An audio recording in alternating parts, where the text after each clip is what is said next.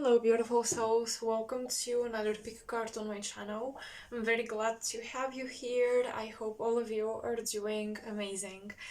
So today I'm doing a little bit of a random reading.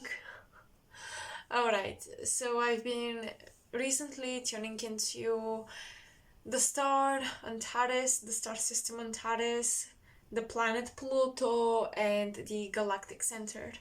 And these are connected to the archetypes of Scorpio and Sagittarius in astrology, and also mythologically speaking, of course.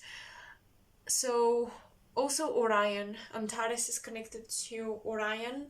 So if you have any celestial, starseed, astrological markings of a connection to these celestial points, so Pluto, it can be your north node, it can be your moon, it can be conjuncting the rising sign or the sun sign. So Pluto, Scorpio placements, Sagittarius placements, starseed origins in Orion, and Antares as well. Antares conjuncting any important place in your natal chart. This reading will be for you. I wanna warn you guys, I'm not high, but I'm very spacey. I am very, very spacey, and I kind of expect this reading to be out there, spacey, metaphoric, poetic, artistic. I always try my best to translate what I receive and make the most comprehensive summary of the messages. However, for this reading, I'm warning you, I may not be able to do this. And some of the messages may be a little bit ungrounded, a little bit, as I said, spacey, out there, metaphoric, symbolic. So you interpret it and see how you resonate with the message and with the reading. But I just want to warn you that you will have to be patient with me to translate, and I also may not be able to translate everything that I receive, so I'll give it raw to you as I get it, and I hope this is okay, and I hope this still serves you. So you can look at this pick a card as a meditation. You can listen to this when you're meditating if you trust me, and if you don't mind sharing or exchanging energies with me while doing your meditation practice. You can listen to this when you're really calm or about to go to sleep, because once again, it's just going to be a very chill, celestial, cosmic reading, and I don't know what to expect. I don't know what we're going to receive, but I only know it will be as I said already, poetic, symbolic, and so on and so forth. And you may find it a little bit like a fantasy, if you will, like a fantasy reading. So, all the disclaimers out there, now let's get into it. So lately I've been tuning into these places, so Pluto, Antares, as well as the Galactic Center, by the way. So check out these positions in your natal chart, or see if you have any Akashic records connected to these places in the galaxy. But I've been tuning into them, and I've been receiving, I can't even call it an intel, because the information comes more as a sensation and an overwhelming knowing of something that my mind, my brain still doesn't read through, but I felt guided that I should be doing a reading, transmitting this energy, so I'll do my best. Okay, beautiful souls, let's get into this very weird pick a card. And so pile number one, let me show you the crystal. This is going to be your beautiful gem. I love this crystal. A friend gifted it to me because he really liked it, and he didn't want it. But it's very, very beautiful. I don't know the name of it, so yeah, it came to me in a very synchronistic way. I love it. I cherish it. It's gorgeous. It kind of reminds me of the Nile River. I don't know why, but it does. So, pile 2, you guys have this other crystal that I believe is sodalite. This is also sodalite, but this is a little darker, as you can see, and there are stripes on it. This one, I'm not sure if it's sodalite or anything else. It looks like it, but it's a bit lighter. So pile 2, this is gonna be your gem, and then pile 3, as you can see, if you've been on my channel, you've probably seen this baby before. I was so happy when I got it because it was like a little moon crescent, and I like to hold it in my palm like this. It's just so nice to hold. So yeah, in your recharging of the hand chakras, this is your pile if you feel like you need this.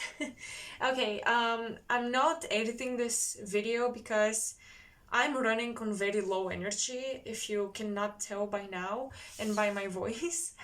So I'm getting into the reading without any editing. Let's move these cards aside. Here we have oracle cards. Hello, pile 1. Welcome. We have a pile of oracle cards, but I'll be adding tarot decks while progressing into the reading.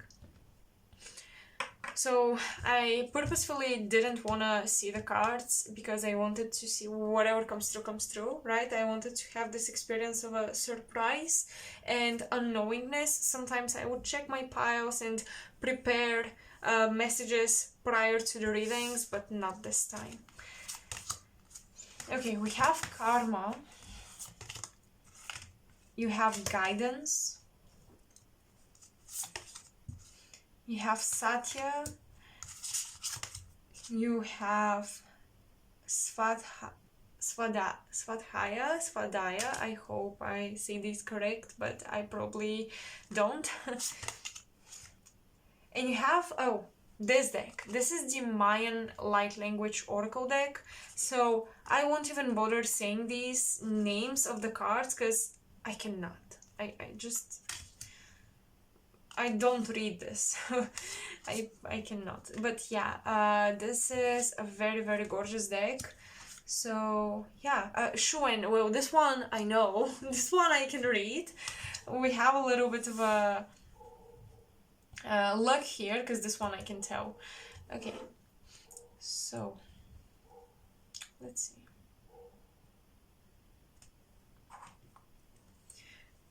First things coming to me, I'll be reading the oracle guidebooks for these cards and these cards as well.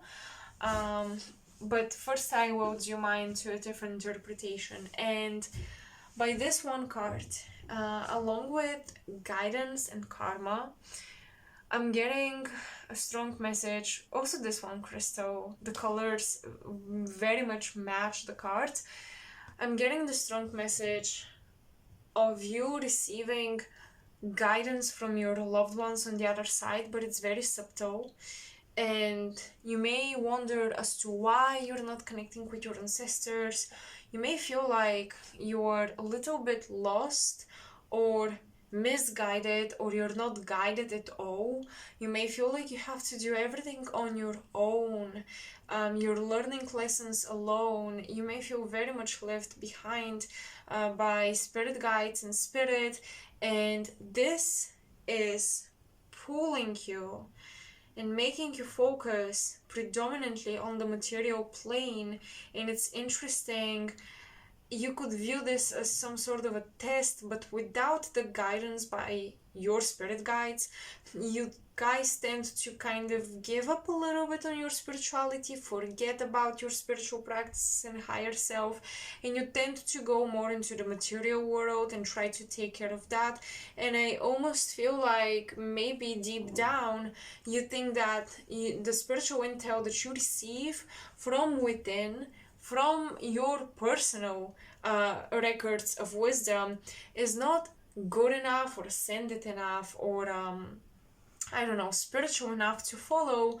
And you may deep down feel like you're only capable of dealing with the physical world and mastering the physical world, but you're not capable to master the spiritual world without a guide. And I don't think this is true, and I don't think you're also left behind, but your guides have been very quiet because I think that they want you to take initiative more on your spiritual journey without them pushing you through synchronicities, magic, fate and destiny happening in your life. I think that they want to see you being proactive and excited about your spiritual journey without being pushed and forced by external beings and other forces.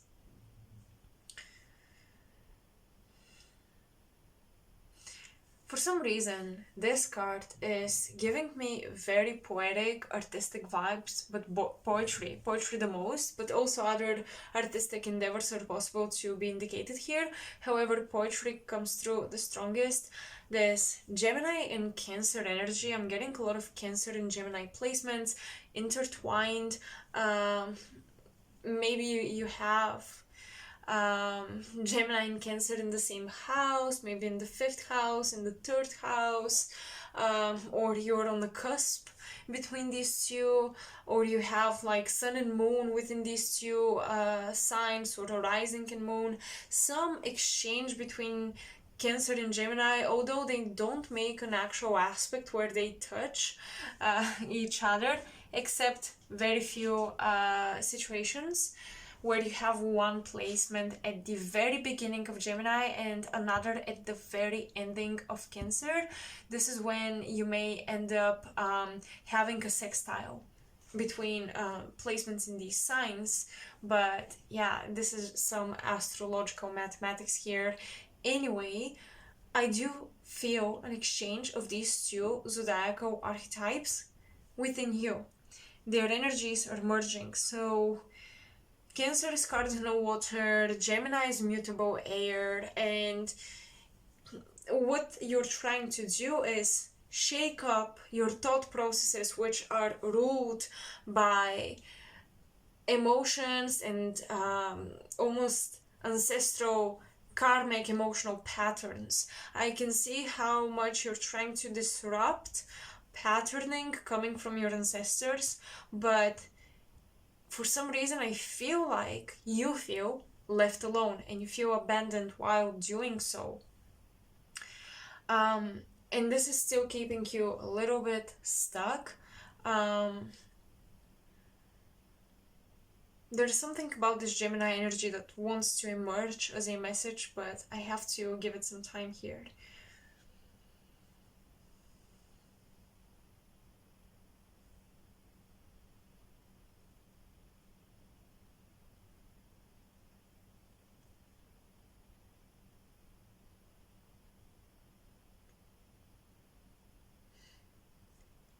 I'm getting that you're being guided to actually shake off feelings by using words, but not simple journaling.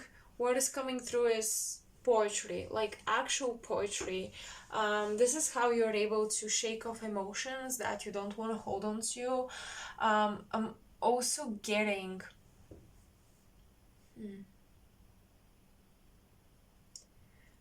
I'm getting this weird visual of you throwing in many directions, like a Gemini would do, information about how you feel. Throwing this at every person that you talk to or meet. I'm getting almost acting very unusual of yourself. You're very unusual version of yourself lately, and you're acting very unusually, and you're sharing in a very unusual way. It's almost like you share whatever is on your mind, because there is this energy of being tired to withhold emotions or feelings and truth, but you're also kind of sending it out in so many directions without thinking too much, and people feel a little bit overwhelmed by how much you feel. So actually your guides are coming through, making a small gentle remark about mastering language when it comes to you expressing your emotions. because it will be very unproductive to bottle up emotions while you have clarity about them, and then the more you bottle them, they get more and more distorted, and once they come out to the surface after you've been bottling them up for such a long time, they come out in a distorted way, and they come out confusing. So if you withhold communicating your feelings, at the end, when you communicate them, because at some point your body just feels like expressing whatever it feels. So at some point when you actually communicate, these emotions won't be what they were in the first place. And trying to solve the issue by communicating is going to be undermined by you expressing something that wasn't really the root issue or the root cause of the issue. So your guides want to propel you more into activities that allow you to speak your emotions when they come, in the way that they come. So being more raw and honest and present. Presence is very important here, because otherwise the information you're trying to share gets lost on its way, and it gets distorted. And the purpose of you sharing is also just lost.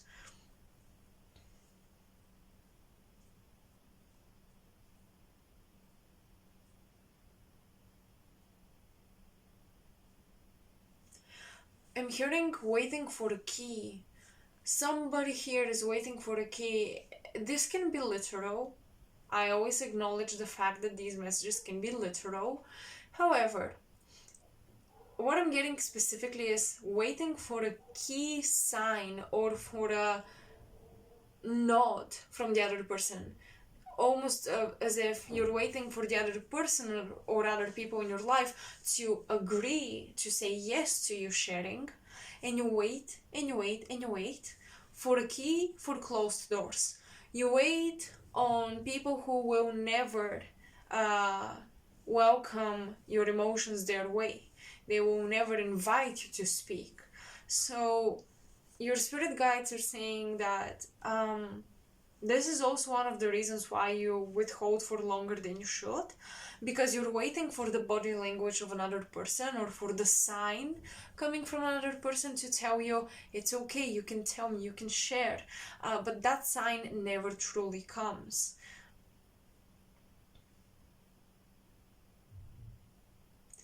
Now I'm gonna get into the Oracle box, by the way, and read messages about these cards. And I feel like, let's say I've saved the decks and the cards that will bring out this Plutonian, Antares, Galactic Center energy into the reading for last. There for the ending of the reading, because I really want to start this gently as much as I possibly can, because the energies I'm supposed to tune into are very intense by nature. Alright, let's get into it. Let's read about Shuen. 78.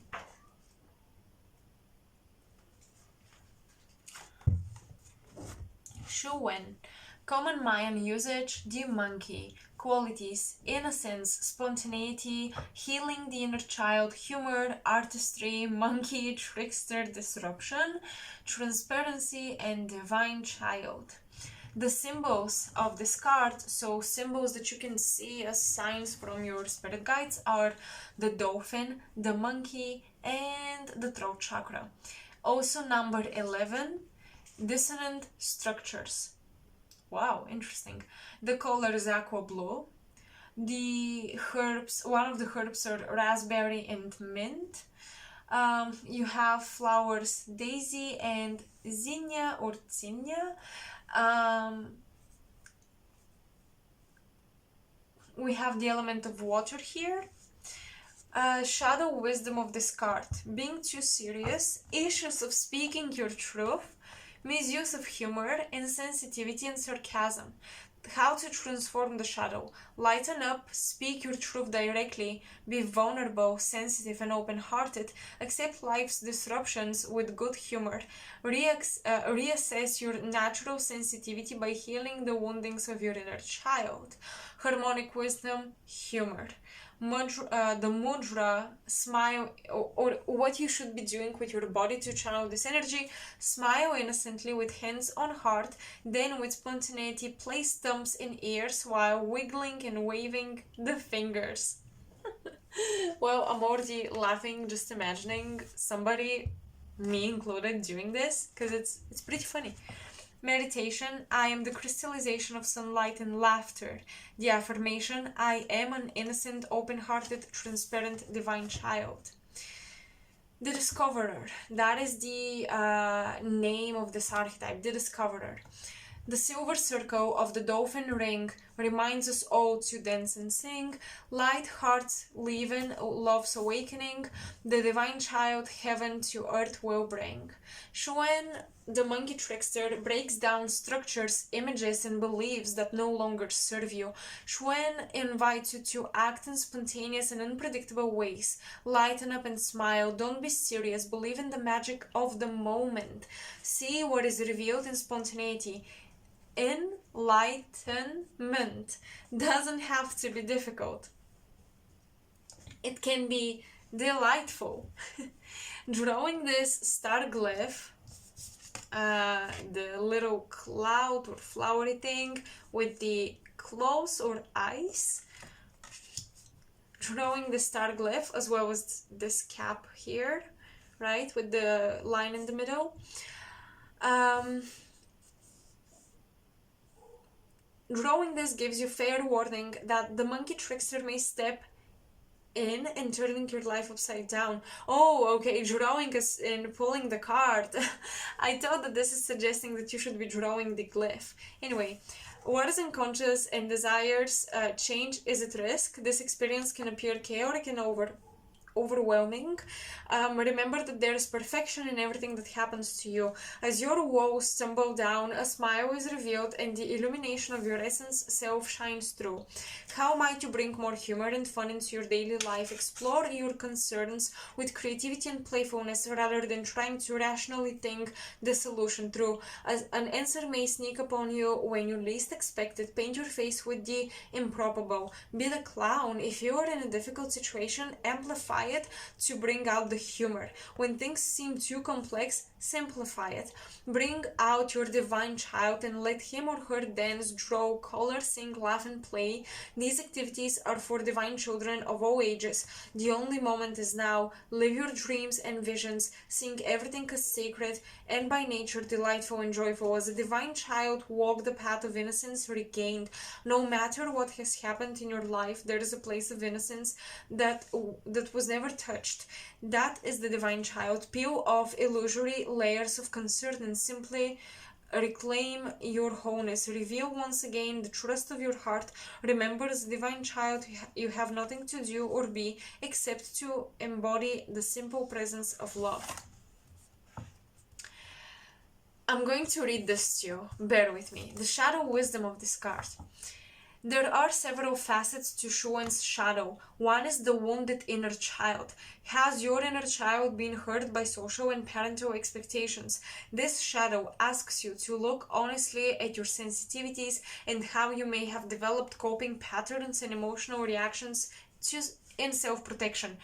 In drawing this glyph, you are being encouraged to find means to heal your inner child, to begin the healing process consciously, express deep emotions and issues as they come up. The other steps will naturally evolve out of your choice to break old patterns. Xuan often steps unexpectedly into your life with a disruption of that which no longer serves your evolution. At first, This experience may be disturbing, but it offers transformation as well as new perceptions and outcomes in your life. Another shadow of Xuan is not seeing humor in your present situation. Do you think joy and laughter are created only outside of yourself? What truth could you be avoiding to speak? Take a look at the spontaneous truths or hidden issues that may be expressed in your jokes. Oh my god, this is like telling you you can no longer laugh off being gaslighted, being hurt, being insulted in the form of a joke and take it quote unquote lightly. If you take it lightly, truthfully, laugh with the people, enjoy the inside jokes with your friends and call each other's names for the funs and giggles. But if you actually feel offended or that there might be truths in these jokes that are very subtle, Cancer and Gemini, the subtle truths behind words, the subtle emotions that can emerge behind words and jokes and affirmations. This is like mastering emotional and logical intelligence and forms of communication simultaneously. This is what you're doing. You're learning that words sometimes gatekeep and withhold truth and emotions behind them, and vice versa. Somebody laughing or being suddenly way too happy might be hiding the truth that they have very negative thoughts within, or people laughing at being degraded by friends or whoever might actually suggest that they agree, or they're hiding the truth that they feel offended because this seems to be true. There is a borderline here and dancing around, saying things that are quote unquote just jokes, just a fantasy, just your imagination, but at the same time there is truth in it. So pay attention. Within that, you may have to work on this form of communication within relationships. Are you withholding your truth to hide your awkwardness and vulnerability? How might feelings of inadequacy or fear of being judged come into play? This star glyph also asks you to look at how you might use humor to avoid, hurt, judge, deny, or tease others. Do you use humor to project issues onto somebody else? Be direct and vulnerably expressing your feelings. Be open-hearted. Be the magical child who risks saying what is really on your mind.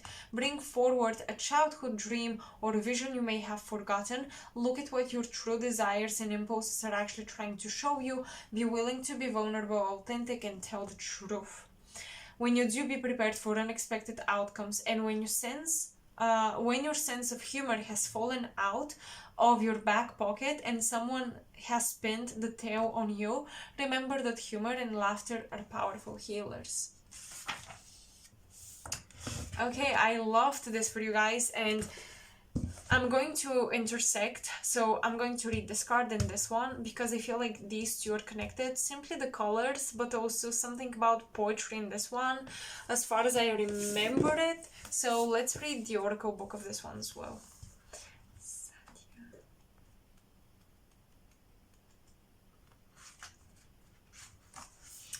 Truthfulness.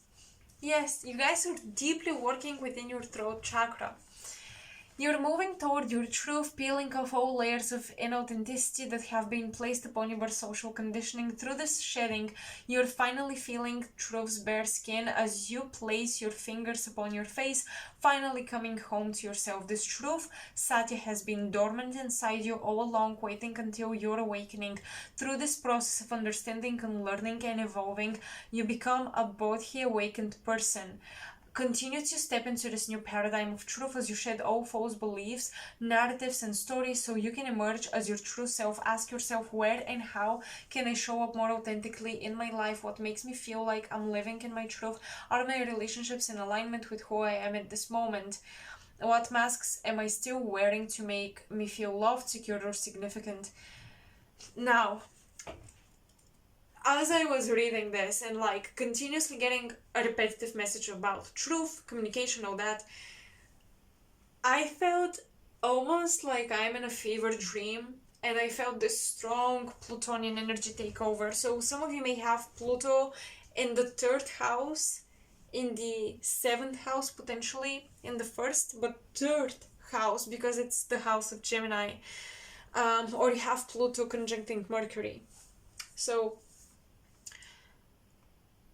a message from Pluto is coming through about how your words and you saying what's on your mind and you telling the truth as it is, saying the truth as it is, creates distortion in the matrix, quote, kind of in the calculated results and outcomes and the calculated, quote unquote, predestined reality.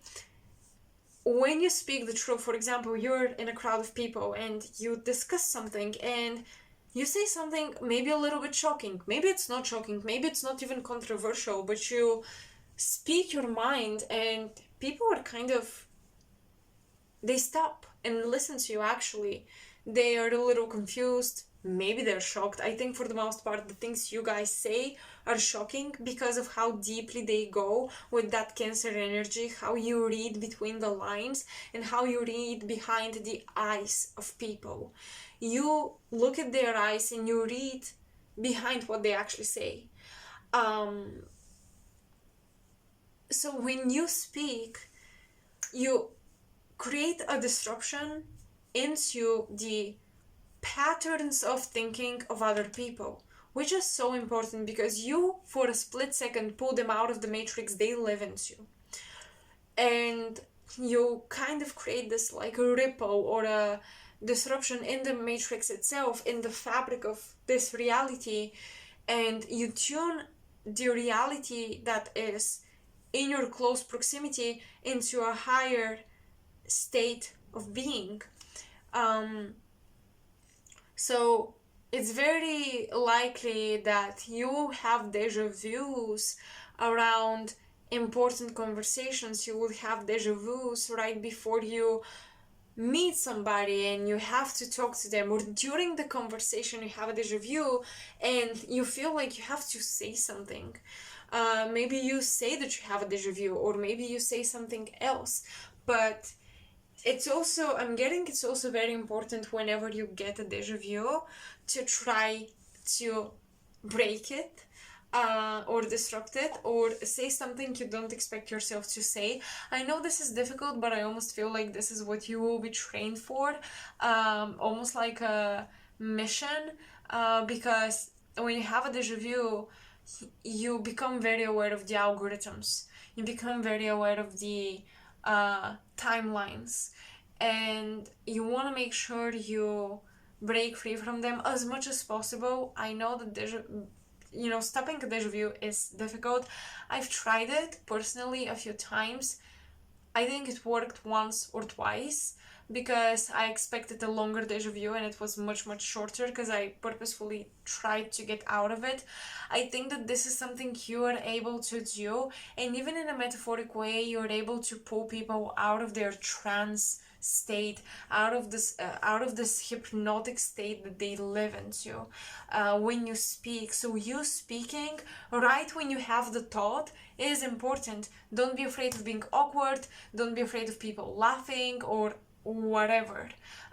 Just make sure you make yourself heard. That is so important. So also in terms of your purpose, being in a position in life where your voice is heard by other people is important.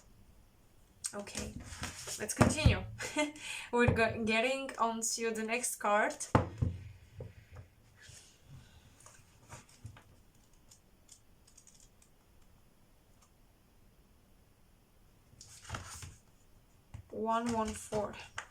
Page 114. Kawak, the pronunciation. Common Mayan usage: storm, fire, rain. Qualities: final surrender, purification, transformation, reunion, activation of the light body, thundering, lighting path, initiation by fire, ecstasy of freedom. You know what? You guys are working not only with the throat chakra, you're working with the chakra a little bit below the throat, and a little bit above the heart, and that is a celestial higher heart chakra that you guys are tuning into. And this activation of the light body, I feel like you are able to tune into chakras which are a little bit below or above the usual chakras that we don't talk about. Let's say thundering, lighting path, initiation by fire, ecstasy of freedom. The symbols of this energy is the thundercloud, lightning, and white owl. This is very much Jupiterian energy. Royal purple is the color, the number is 19. The element is water, the direction is west, just as Shuen. The shadow wisdom, denial, fear of the unknown, issues of addiction, strong feelings of despair or separation from source, judging your physical transformational process, feelings of futility and despair, how to transform the shadow, step free from denying and judging your experience, access your essence self to carry you through the intense feelings that accompany profound growth, turn your transformation over to spirit, surrendering all the perpetuates the illusion, surrendering all that perpetuates the illusion of separation. What I'm getting here is many of you relive the words that you heard your mother speak to you. Of course, this is not for all of you, but because I'm getting this Cancer energy and, I'm getting this karma with the mother figure and her impacting your voice or your throat chakra, and maybe you speak through her voice without even realizing it, and you are on the journey of freeing yourself from speaking through the voices of your parents or the authority figures when you were little. The Discoverer. Okay, so what do we discover here with this Kawak card? I call out to you, my light body self, to embrace the lightning strike of the thunder beings. Through my pilgrimage into the unknown, through the purple flames of transmutation, I return to a home I never felt. This is giving me Saint Germain vibes with the purple flames, and it's also reminding me of the message I told you guys, that you are not alone, you're not without your spirit guides, but your spirit guides want to see you being passionate about your journey without them pushing you. In receiving Kawak, you are entering into a time of profound quickening and transformation. This is the final surrender of the ego into the essence in the arms of the divine self. Have you come to the edge of what you have known yourself to be? Kawak beacons you to step into a fire that changes every level of your being, even the underlying structures of your life. Step into the unknown. Your metamorphosis has begun. Well, what I'm getting once again from Pluto, because Pluto rules transformation, is that when you work with Plutonian energy, because this is for my Plutonian people, from the Plutonian beings, when you work with Plutonian energy, one way to make sure you are transforming, or one way to be confident in the fact that you are entering into a new phase, is that Pluto will guide you into doing things and going places that you have really never tested, tasted, tried out before. So Pluto will not bring you back to your old apartment, but you will change the furniture and it's gonna be a transformation. Pluto will take you to a new land, to a new destination where you're going to live for the next 6 months, and nothing will be known to you. Everything will be different and new. So Pluto is saying that this is kind of maybe a collective message, but I think it's for Pile 1 the most.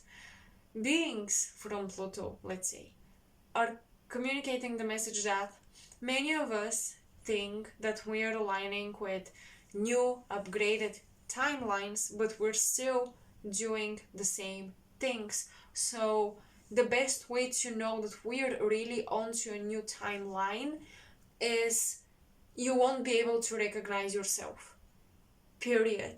If you are able to recognize yourself, if you are able to connect your current self to your old self, you haven't gone fully through the transformation. And it sounds maybe a little bit drastic, but beings from Pluto are saying that we're not embodying properly the energy of transformation because we have a really hard time to let go of the ego fully and and rebuild it, essentially, because it's impossible to live on earth without an ego, without having some mental disorders, but at the same time, we're unable to fully let go of it. And the beings from Pluto are saying that we're not fully experiencing the capacity of transformation. But one way to get as close as possible is that we won't be able to recognize ourselves. And where I think that this is manifesting for you is you won't be able to recognize the levels at which you begin to communicate very soon with people, beings, with the collective in general. The levels at which you will communicate and convey your message and your story and your mind and your opinions will be so drastically different than what you're used to. Complete new vocabulary. Pluto is wiping out your old vocabulary and filling it up with new terminology. Kawak helps you move from apparent separation into reunion. You are at the crossroads. You are in the midst of a personal revolution, clearing old patterns, past experiences, judgments, memories, and expectations. You're being purified and quickened into your light body, activated for a rebirth and entering unity consciousness. Kawak prepares you to go through an apparently insurmountable wall, and the intense feelings around this wall provide you the very fuel that will propel you through it. These feelings are the access to your hidden power and potential. Oh my god. This is such a lesson for Cancer energy.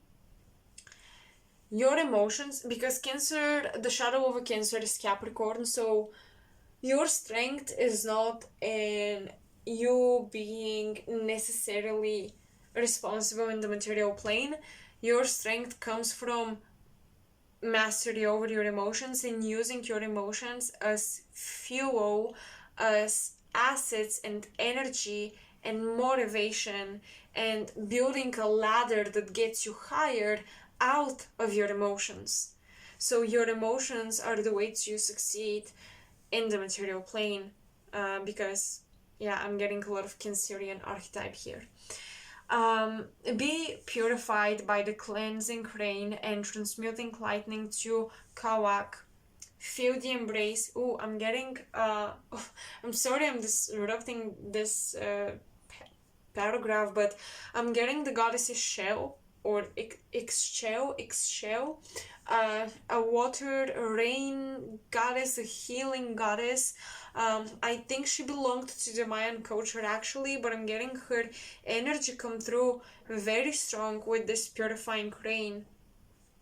And something about watering your plants, or watering one particular plant that tends to live in a rainforest, having a plant that usually traditionally lives in a rainforest, and using it to connect to gods or goddesses or any sort of deities connected to the rainforest. I want you to connect with the energy of a rainforest. Pile 1. Feel the embrace of the thunder beings. Discover the freedom of the true adventurer, the freed actor who can play any part at any moment without attachment. Trust your essence self to offer you this freedom through Kawak. Allow yourself to become a master player in the great glass bead game. Shadow wisdom. Do you feel insecure about taking risks? Are you uncertain about making choices? Have you hit a growth edge or an invincible wall? Perhaps you have been experiencing intense feelings or undefined anxieties. That is natural, for you are now in the crucible of accelerated evolution. During the major shift that is occurring, every level of your being is transforming. You may be concerned about your physical process and health. Remember to care for yourself. The intensity you feel is the quickening and purification of this time of Kawak. The wisdom offered in this shadow is found in embracing the teaching of your life's experience. Kawak brings up core issues and cleans hidden corners, revealing any separation from source. Oh my goodness, I think I know what this is talking about.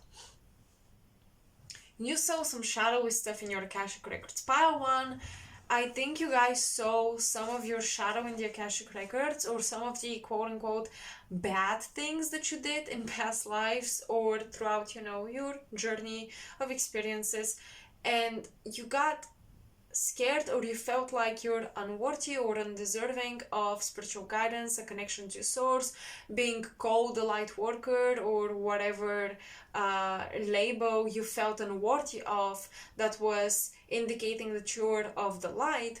You felt like you don't deserve it. You felt like, well, if I did all of these things, I have so much karma to repay. No longer I'm not guided.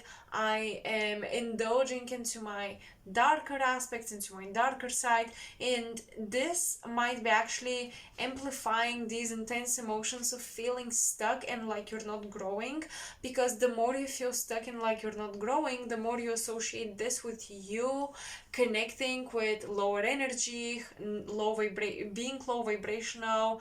Maybe you're being brainwashed by teachers or gurus, or quote-unquote new age gurus, who are telling you why you're low vibrational and how to raise your frequency. You guys have the power of the rainforest.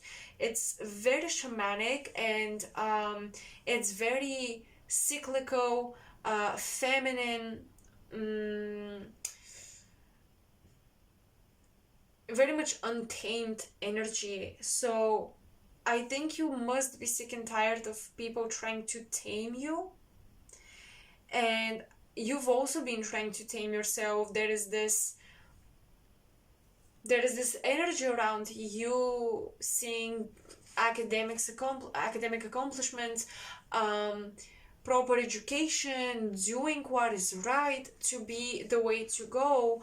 But you have so many messages suggesting that you must unleash the wild within and connect with the rainforest and connect with nature, and stop denying your true gifts, no matter how offensive they may be to some other people. Call me controversial, but this is what is coming through. I feel like you've been trying to tame your energy for too long, and this is why you've been feeling stuck, because you've been playing by the rules that other people imposed on you, rules that you accepted to be imposed on you.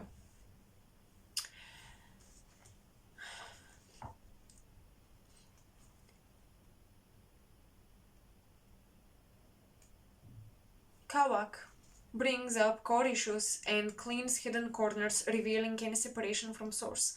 At times, life may be seen unbearably intense or difficult, and you may even desire to escape the reality of this world. This in turn can create denial and addictive patterns, which only intensifies the process. In this shadow are found addictions of all kinds to substances, fear, sex, self-doubt, material comforts, relationships, work, and others. In the shadow of Kawak, you may even experience feelings of despair and the desire to give up. Be encouraged. You are on the frontier of the unknown. You are in the process of transformation, discovering yourself as new sacred ground. Your feelings are magnified so that you will address them and use this energy to create the ecstasy of freedom. Break through your barriers to union. The totality of this transformation challenges everything in your reality. Surrender all that perpetuates the illusion of separation. Cast these things into the fires of Kawak, and your true essence will rise from the ashes transformed. So I really feel like you're supposed to travel to a rainforest.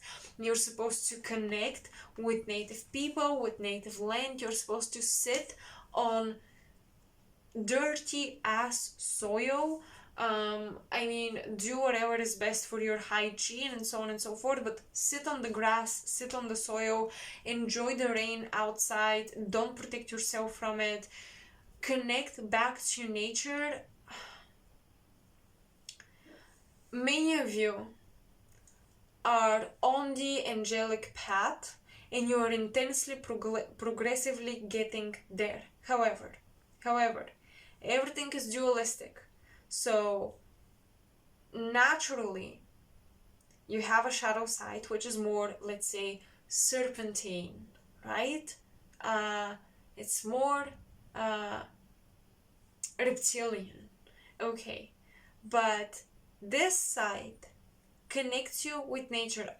What I'm saying is a serpent's tail linking into Gaia and becoming one with Gaia and with this higher collective consciousness. So I really wish you were not afraid of nature. I really wish you were not afraid of plants, bugs, you were not afraid of the rain, of the thunder. I really wish you felt safe and secure in being naked in the forest. And that is a metaphor, but also it can be a literal interpretation. So when was the last time you went camping? If it wasn't a recent experience, go do it. Please, pile one.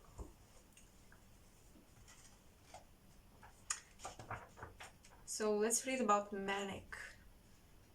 Or Manic. 62, page 62. Manik. Grasp or adhere. These are the common Mayan usage. Grasp or adhere. Qualities: completion, gateway, opening, beauty, identification, dance, mudras, divination, acting as if, spiritual tools, priest/priestess. The number is 7 and it symbolizes mystic power. We have the shadow wisdom, issues of completing things, taking on too much, feeling inadequate, pressured or scattered, issues of acquiring tools, thinking the tool has the power and not you. Shadow, how to transform the shadow. Become aware of your resistances and distractions. Learn to finish what you start, taking satisfaction in each step along the way. Use commitment, focused intention, and openness to help you complete. Experience yourself as a tool of the light. Manik offers you a gateway. Will you step through? Open to this opportunity. Examine what asks for completion in your life. Within completion, there is a natural flow toward the new. Be like water with fluidity. Move through the gateway that opens for you. Manic is there awaiting you. Come. Bathe in the magical waters of ecstasy. A mysterious wave, an opening approaches. Will you ride the wave? In receiving Manik,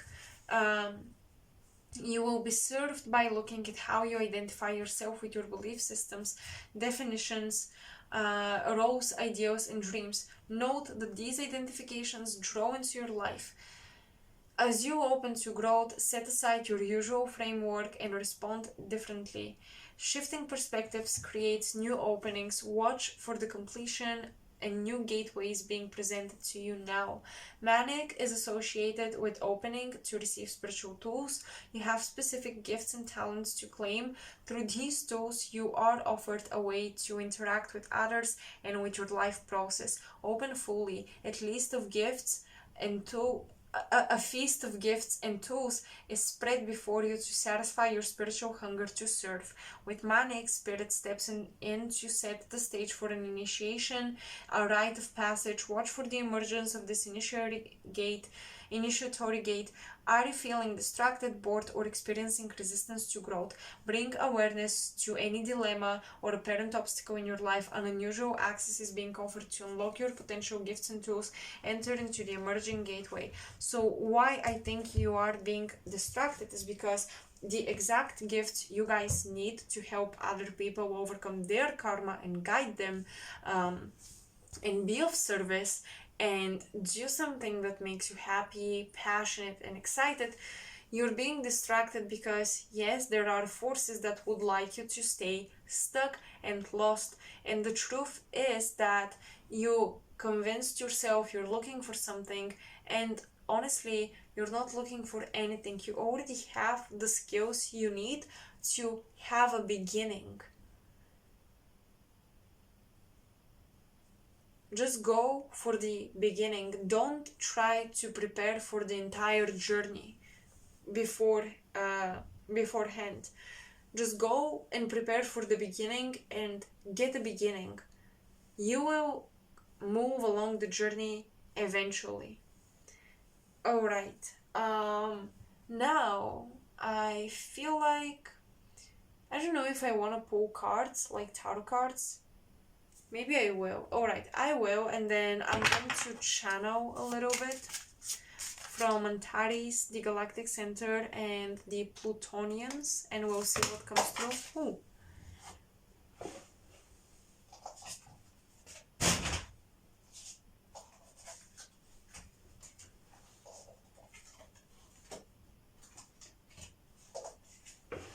Well, we already had some cards go to the floor, but I'm not taking them because I don't like it when this happens. But yeah, let's see.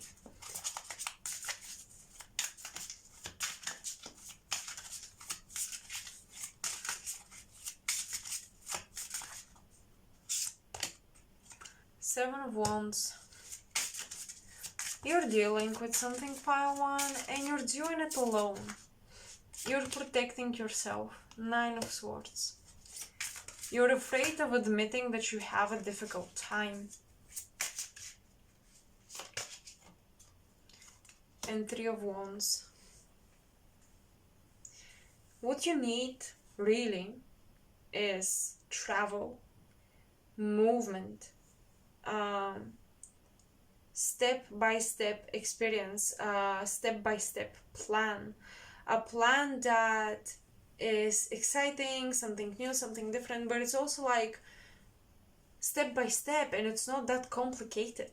You don't want complicated things in your life at this time, and you're waiting for this opportunity, for the ships to arrive, you're waiting for the doors to open, but I feel like they're not opening because you're not admitting you need a different door. You're not admitting you need a different journey, a different path. You're not admitting that you have a hard time, and this is blocking opportunities to come into your life.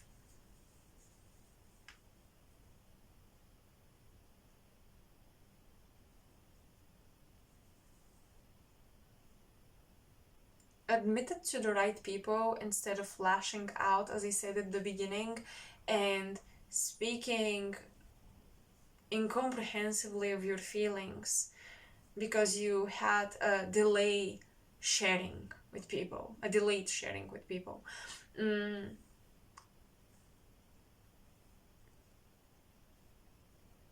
And also, don't get angry about little things where you're not actually angry about these things, you're angry about other things, but don't create issues that don't exist. That is why you're encouraged to be honest and vulnerable, because otherwise you're only going to make it more difficult for yourselves. Pile one.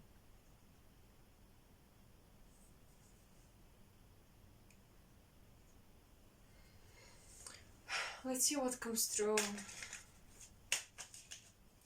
Immediately, the warrior archetype of Antares is coming through, but once again, this star system or these star beings from Antares speak about your mother.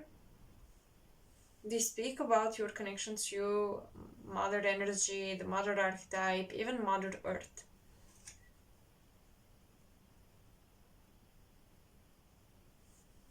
And feeling like you have to prove her that you can survive without her.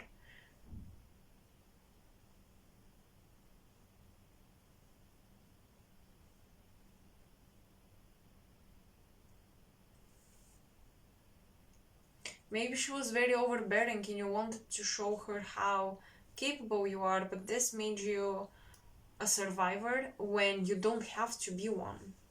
You can thrive in your life, not just survive through it. For some of you, your mother was a priestess, is something I'm getting here. And the number 7 is coming through as a significant number. We had it associated with this card. So something about 7 years, maybe since you spoke to her, or 7 months. But yeah, your mother was a priestess. Interesting, that's very specific. I don't know if it's your mom or you, but I'm hearing a flight attendant.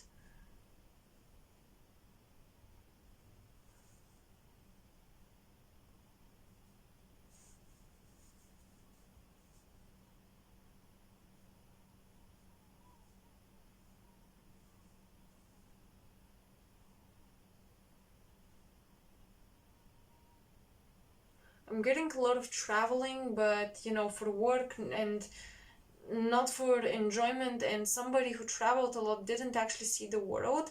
Maybe this was you when you were younger, when you were a child. Maybe you studied and that's why you traveled, but you're being encouraged to travel for pleasure.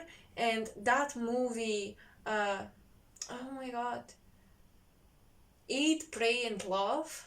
I think that's it. Yeah, that's the exact name. That movie is so significant for you and important, and it indicates exactly what you're supposed to do. Pile one.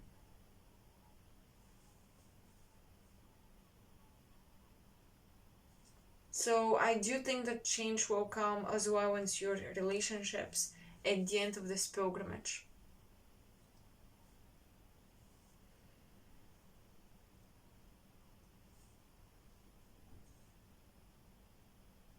Alright, well, I feel like this is all I have. Much more grounded than what I expected. At least I think so. Let me know what you think, guys. And let me know if this resonated. That was long, and thank you for bearing with me through the readings of the Oracle guides. I really appreciate it. And yes, I just hope these messages came to you when you needed them and that they resonated. Once again, let me know in the comment section below, and I'll see you in my next pick a card or my next video. Bye. I'll you a little bit of a different camera angle. Welcome to your reading. So let's see what messages come through for you. So if you picked this crystal or just a number, this is your reading. Piled you when I was preparing and adjusting to your energy before turning on the camera. For you guys, I got called to warm up my room or almost create a warm energy between my palms, kind of generate a bow of warm solar type of energy. So the next thing that I had a vision was an egg. I saw an egg and warming it up in order to hatch. So you guys are supposed to nurture something and show more excitement about something. Maybe there is something great happening in your life and you're not able to fully enjoy it for whatever reason. Or perhaps you have to nurture and warm up your life in general in order to create more amazing things happening to you. But I feel like for most of you, there are reasons why you're not able to fully enjoy your happiness, and you need to bring a lot of warm energy. Maybe you've been distancing yourself from people, from the world, from your passions, even from the places where you go, where you live, and there is this calling to merge, to merge with everything and everyone. Of course, Disclaimer, always precaution, don't merge with low vibrational places, things, people, beings, and so on and so forth, but you know what I mean. Merge with things that make you feel warm and fuzzy and cozy inside. You have to build this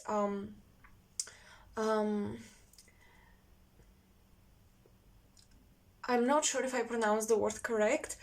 It sounds like a heart, but it's with an H at the end, and it's associated with the asteroid Vesta in astrology. So you have to build this fireplace almost in your life, something that will warm up all other fields of your life. That is so necessary, and I'm getting some of you are able to work with dragon flame and meditation spiritually, but you've been not doing that so much, and you've been ignoring this ability a little bit. So you are reminded, okay, that's a little bit of a scolding from especially Plutonians.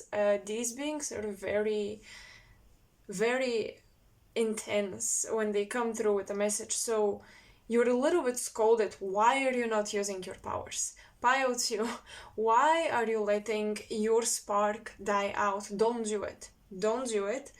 Find ways to keep yourself warm. Do not distance yourself from people, the world, life, and living, and active living, going places, even doing your chores, cleaning the home, meeting people. Live actively. That is, I don't know, it's coming through so strong.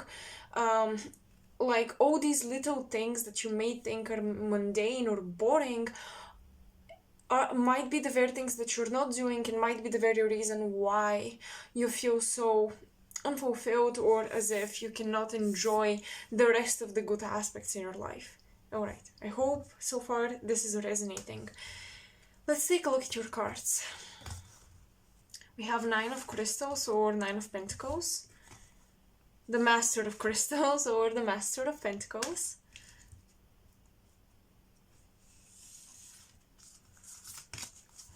we have Ojas. Oh my gosh, this is crazy. The very few things that I know about this oracle deck, I love how some of the very few cards that I've read and sort of memorized are coming through for pile 2 as well, but also pile 1. So Ojas is talking exactly about this fiery energy within, like little flames in your blood cells, making your organism going and living and just sustaining it alive. It's so funny that this card is coming through, but still, to make sure, I'll be reading from the Oracle Guide just to clarify and make sure I'm correct. We have Santosha. This one, I think I remember, but I'm not very sure. We'll see. We'll see what comes through. Kaban. We have Kaban. I will probably butcher these. These are the Mayan Oracle Galactic Language of Light deck. It's so beautiful, so powerful, but it's very difficult to memorize. At least for me, because I haven't been having enough time and energy to do it. But center or centro. And we have chip. I suspect this would be called chip or zip or something like this, but it's with C. And it's interesting because this is on the cover of the deck. Alright. You have this spiral that looks like a question mark twice, and then you have a minus. So I'm going a little geometric with these. It seems to me that you're generating negative answers to your questions. It's like you ask yourself or other people, should I do this? Should I do that? Should I go there? And should I act upon this passion or whatever? And then the answer is, nah, no. Maybe you shouldn't. Especially, I think, also people that you ask may be giving you these answers like, oh, you should just wait, be patient, this journey takes time. And I'm getting this frustration with the answers you're receiving because pile 2, let me put it simply, you just wanna enjoy life. You don't want to be on a journey anymore. At least this is what I'm feeling from you guys. You don't want to be on this long spiritual journey that has no results. Master of Crystals, many of you may have North nodes in the earth signs Virgo, Taurus, Capricorn, or in the earth houses, the 2nd house, the 6th house, and the 10th house, and this is about building stability, mastering the material plane. And the mastered cards, this is the king in this Sirius Starseed tarot deck. The master cards represent exactly the initiated ones who have mastered the material aspect of this element, or the element itself, in all dimensions or on all levels. So when I say the material aspect, I'm talking about the earthly plane, so the earthly manifestation of swords, pentacles, cups, wands, or they have mastered, the kings, the element of the pentacles, so earth, on many different layers. So the manifestation in many dimensions of the element of earth. And this element usually talks about crystallization, things materializing, things condensing, becoming a little smaller but more clear, less dissolved, less blurry. So I do find it funny because you guys may not be taking care of the little things in your daily routine. You might be distancing yourself and pulling yourself away from the material, physical expression of life in this world, but at the same time you crave clarity about your material, physical, manifested timelines. What is going to happen, and when, where are you going, and when are you going there? You want clear details. So you guys need deep grounding, pile 2, and you need to work a lot with fire. And what is interesting is that the fire and the water elements, fire and the earth element they're so far from one another. So you have fire sitting at the highest levels of expression of consciousness, then water, then air, then earth. But then earth, the level beneath earth would be a lower frequency of fire. You get me? This is kind of like the Kabbalistic worlds. When the worlds go down, the lowest sephirot or sphere of the higher world meets the highest sphere of the lower world. So the highest and the lowest are actually connected, because this is where you have a quantum leap, if you will. So you guys are jumping from a very high space. I feel like many of you have had Dark Night of the Souls and awakenings, maybe recently, maybe not so recently, but you're still adjusting. I'm still getting this transition phase. But what is going on is that you're coming from a higher place, the lowest part of a higher place, into the highest part of a lower place. But not lower as in low vibrational. It's just more material, more physical, more condensed. And you're doing this because you are mastering the art of details and attention. So many of you should really take care of your attention span. Many of you should be taking care of where your attention goes. As you can see, this crystallized skull has light coming through the forehead. So our attention usually stems from discipline and interest combined, and I think that these are highly associated with the third eye chakra. You even have, look at this diamond here, and then you have this little sphere with light coming through, and then you have the mountains. So the diamond here is the higher expression of earth. This light is this higher expression going into a lower world, or vice versa, the lower world going into a higher one. So for many of you, you're working with fire and earth. and energizing the body, revitalizing the body, taking care of the fire inside your mind. So your attention and your ability to be disciplined, or your ability to practice your will, your willpower. These are fiery elements, but often they come in contradiction with the physical body. This is the fight between the soul and the body. The body wants certain things and the soul wants other things. So you're firing up, quote unquote, your physical body to desire better things for your soul and spirit. And that is the journey you're on, and this is why you feel like you want to distance yourself from the world, because this world is not adjusted for making it easier for this level of the journey. And that's why you may say no to a lot of things. You feel like you're still not equipped enough to deal with new life experiences, but actually with the Nine of Crystals, I definitely think you are equipped enough. So I'll be reading about these cards, but first I want to see what comes through intuitively just from the imagery. There is some cosmic magic that I'm sensing here. It's like magic and, let's say, witchcraft or some sort of ritualistic magical practice.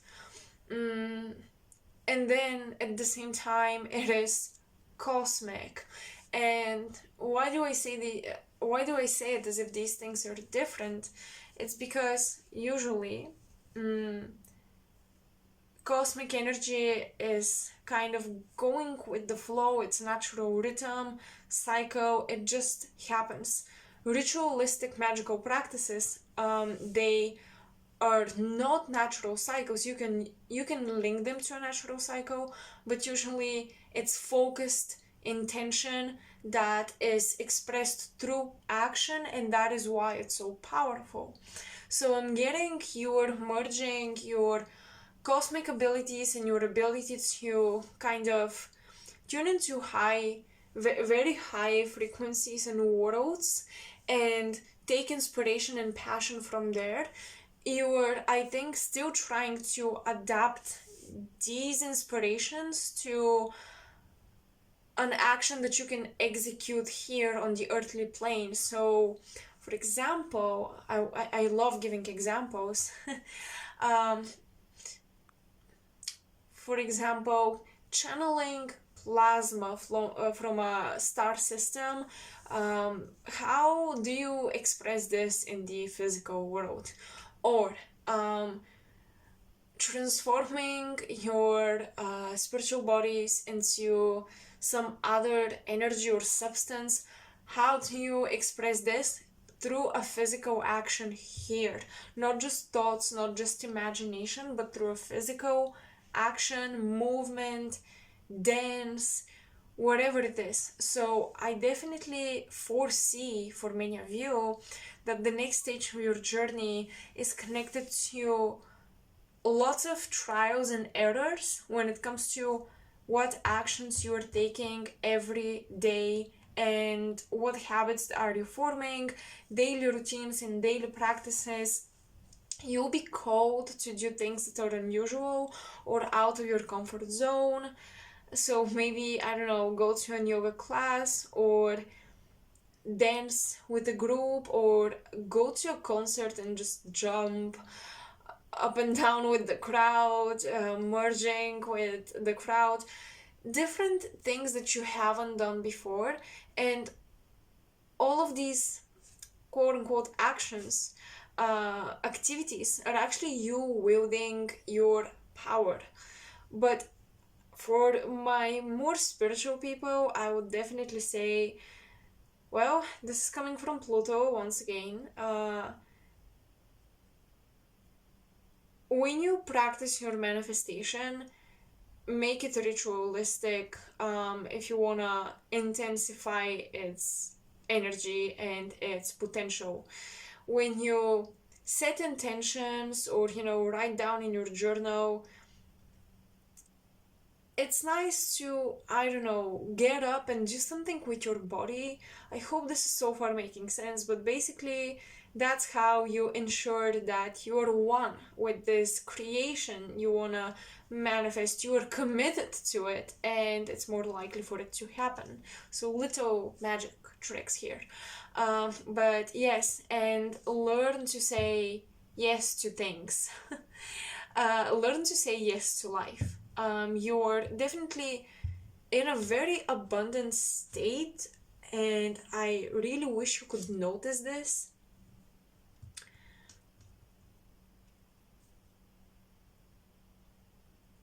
This is giving me a retro futuristic vibes, which is so funny. So I don't know if you're diving into old literature, old school music, or some retro future aesthetic or movies or whatever, but I think that you will be able to track many connections from the past to the present. So basically, how culture predicted, our current experiences and probably will predict our future. But I think that you'll be learning to do this with your own life as well. I want you to take note of how in tune you were when you were maybe younger, when you were very little, or maybe a teenager, and the things you did, the things you read, all of it led up to your current experiences.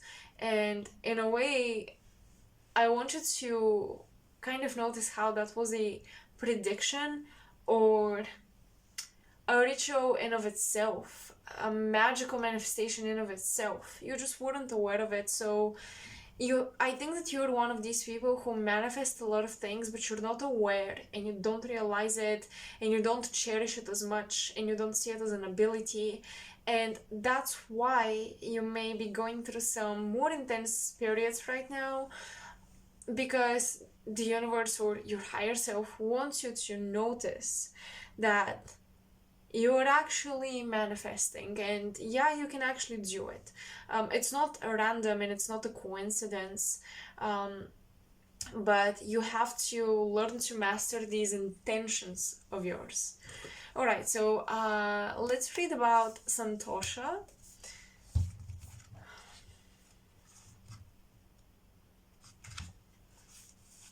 Contentment. You are at a place where you can relax, unwind, and be content with where you are. You have done tremendous work to be at this place. Now is the time to let it sink in and enjoy the fruits of your labor. We often spend our whole lives striving toward the next goal and skipping over accomplishments. We never allow ourselves to experience true santosha, contentment, for where we are at this present moment. Take a few moments to close your eyes, place your hands on your heart, and breathe. Take in all that is around you, what you've co-created, how far you've come, how blessed you are, the people who love you, that you're safe, loved, and supported by the universe. You will not fall behind by taking a pause and being content with what you have. In fact, this kappa, earthy energy will nourish you through all your future endeavors. Now let's read Ojas.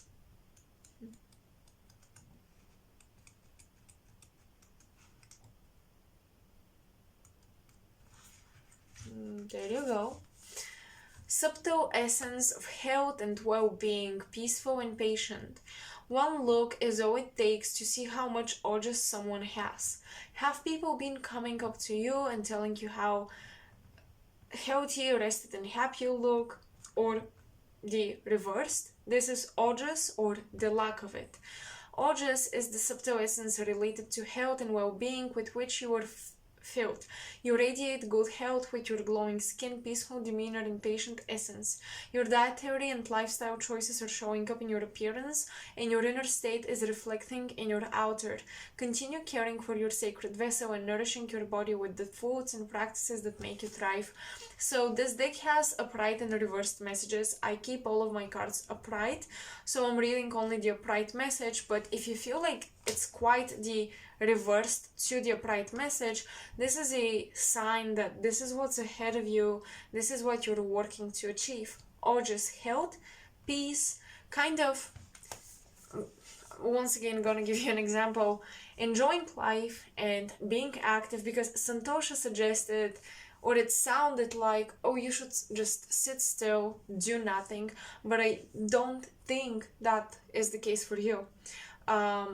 That's just my intuitive interpretation and channeling here. I don't think that's the case for you, and moving around or striving towards the next goal doesn't mean you don't have to be present. You can enjoy every step of the way and be very present with it while still moving forward.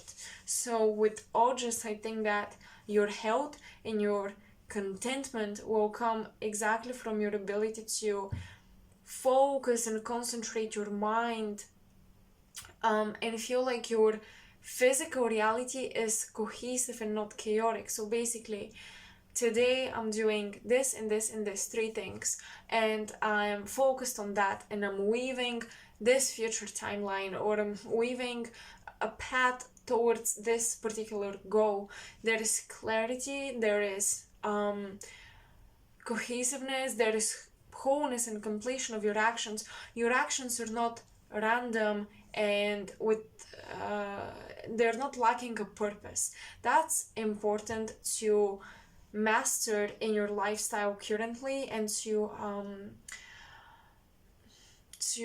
sustain it and nurture this mentality that everything you do in your life is not random or chaotic. It's cohesive. You know exactly why you're doing it. You have a very clear reason. Even if the reason is, well, this is how it makes me feel and I love it. Even if that is the reason, it's still a cohesive reason. And the bigger picture, or how this is like, how this is part of something bigger and it's not random, well, you don't just randomly want to feel in this amazing way. It's going to improve your mood, your mental state, and it's going to lead to the rest of your day being just better. So simple things like that, very much 6th house Virgo energy here, just taking care of the little simple habits. This is when you are most masterful of your magic. Even if you feel like you're a little bit pulled away from the spiritual world, I think a lot of spiritual people are afraid of grounding or being practical and material because they feel like they're pulled away from spirit, when we're here to create and we're here to learn about this plane and about other planes as well. I'm not saying that we should be materialistic, but understanding the material plane is a huge mastery. It's not low vibrational or even stupid to do. So there are certain people who are very grounded. They don't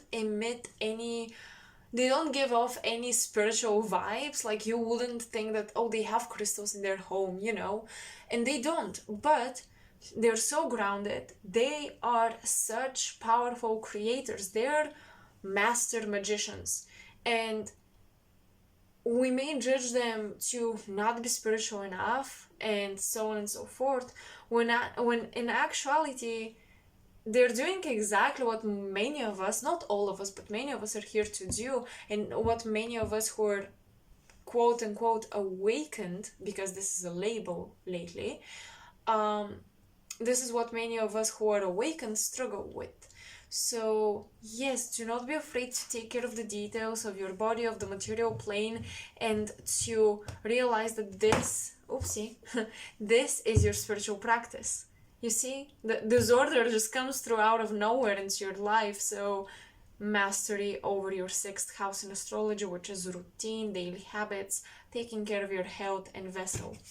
Now let's read these beautiful cards, because I'm so curious to see what they mean. I'm so impatient already. Let's begin with Sip or Chip. Oh well, it's pronounced Keep. Oh God. Who would have suspected this? Not me.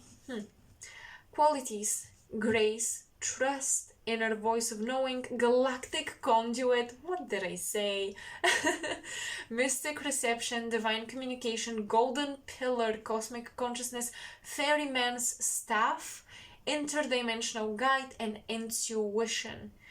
Currently, actually, I think many of you are moving through the depths of Pluto. Pluto is introducing you to the gems in the dirt, in the earth, basically the abundance and the power of the earth, because the ferryman's staff, the ferryman is the one carrying the souls on a boat into the underworld. They cross the river Styx or whatever it was called.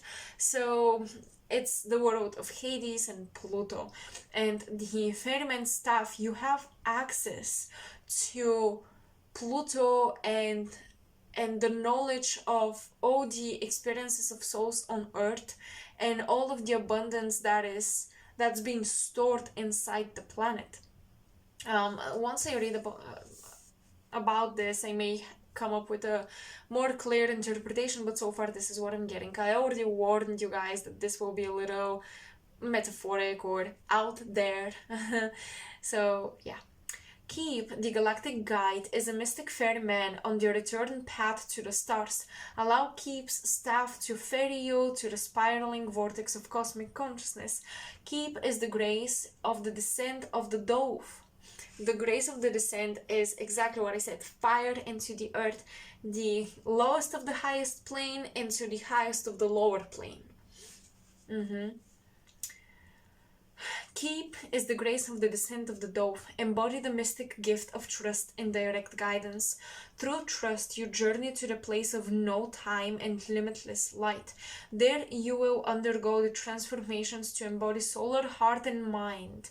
Keep is a conduit for cosmic communication, offering access to the universal web of consciousness. This is the web of the Mayan mystic spider that weaves intergalactic threads, the conduit of interconnected consciousness. Keep is like the spider in the web, the great connection for divine communication.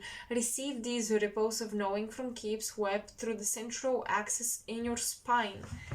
There it is, this baby, the central axis of your spine. This is your staff. Accept this gift of knowing in grace as you would receive the morning light by turning your face to the sun. Grace is an expected touch, a blessing given in love, a natural gift from the universe. Use the power of love like an electrical current to serve the light. Open fully to feel and receive it. In Keep's star glyph, notice the 3 sets of 3 pillars. These guys right here. There are many symbologies connected with this. For one, the 3 groups may represent stargates, access points between dimensions, or holes between worlds. Stargates, such as Sirius and the Pleiades, are 2 such interstellar interways that serve as entry points for many starseeds beings from other galaxies. Keep acts as a keeper of the wisdom of these stargates. In meditation with Keep, you can learn how to utilize these stargates. In the Kabbalistic tradition, these pillars represent the 3 different paths leading to cosmic consciousness. The pillar on the left is the path of the mind, the intellectual flowering of knowledge unfolding. The pillar on the right is the path of the heart, celebration and the feeling, senses, passion, and nature. The central pillar, or the middle way, is the golden path that unifies heart and mind through divine devotion and service. This golden pillar ignites the flame in your heart and reveals cosmic knowledge. Yeah, the central pillar or the central path, the middle path, is the path many esoteric teachings talk about, and they try to bring the students on this path by balancing mind and heart, body and soul, and body and spirit.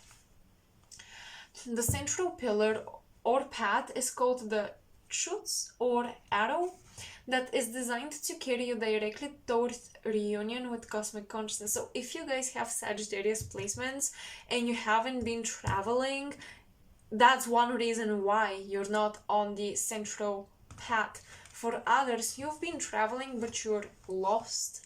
Sagittarius is, at some point on their pilgrimage, will get lost.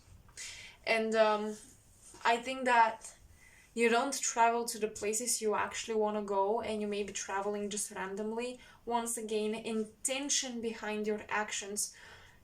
Take trips, go places with a purpose, for a reason. You'll be much more satisfied and content. The bow, so the arrow will carry you directly toward the reunion with cosmic consciousness. The bow is a rainbow representing Spirit's promise that your arrow will always be sustained through trust, even through seemingly dark times in its movement toward home. This pillar symbolizes your embodiment, the choice to bring heaven to earth as you dedicate your life to being an instrument of Spirit. Keep is a composite energy created by those who serve this understanding. This mystical intelligence has its own spiritual identity and autonomy. As an archetype, it is the cosmic power of the planetary servers themselves, united in fulfilling divine purpose. Nine of Crystals, I think that you are very, very connected with the planets, and planetary magic might be something you want to explore and visit temples around the globe in countries you've never visited before dedicated to the planets. Research these temples. I think that you'll be very satisfied and rejuvenated with all just health and well-being. Those on the path of the central pillar paradoxically give all to attain nothing. This path is the eternal question for which there is no obvious answer. What did I say? Negative answers, no answers. What is the nothing? How can I be yet not be? When this question is asked in an attitude of openness or prayer, the spiral symbol in the center of the glyph is activated. This spiral can be seen as the eternal enigma of human existence, the cosmic question mark. It is the cry from the heart that says, guide my footsteps in the perfect pattern of my being into the mysteries of deeper understanding and wisdom. I am the song seeking the root of truth. Trust and guidance is an essential attitude in accessing the position of the central pillar. Trust in Spirit to provide all you need, and trust that what is given will serve your most expanded evolution. Trust in the wisdom of the mind of light curriculum. Trust in your essence self, and trust that others are on their perfect path. Trust in your inner voice, your feelings, your moment-by-moment guidance. This is Spirit's clear confirmation. Trust as an open vehicle for Spirit, your mystical intelligence, your divine guidance. Trust your inner voice of knowing, your intuition. Learn to trust your intuition as your spiritual steering mechanism. Instinct guides animals with the same natural ease that intuition guides humans. Simply listen and act on it. Embody your ability to commune with cosmic intelligence. A universal symbol associated with the keep is the ferryman's staff. This staff is a tangible expression of your truth, the ideas, concepts, and spiritual creations that come out of your mystical discovery process. To the Maya, the ferryman is personified as Quetzalcoatl or Kukulkan, and the staff is a connecting point between the earth plane and the divine. Whether you view your spine as the staff or keep, or as a metaphor for a staff that stands apart from you, a profound awareness can emerge from working with it. So actually, with the Master of Crystals, this is something I was going to mention about ritualistic magic, how, first of all, taking action, walking in a circle, walking in a square, whatever you feel guided to do your research before doing these things, but also mix it with your intuitive guidance. You can take objects and claim that they are a representation of your heart, your spine, your mind, your free will, and you can cleanse them, purify them, charge them with light, and therefore charge yourself, or simply use them to translate energy on the earth plane for you. Don't use them to represent parts of you or aspects of you. If you feel like that is a little spooky or eerie, just use them to transmute energy and let energy flow from your soul and spirit and your energy body into that object, and the object will put it somewhat to say, put it into the earth plane.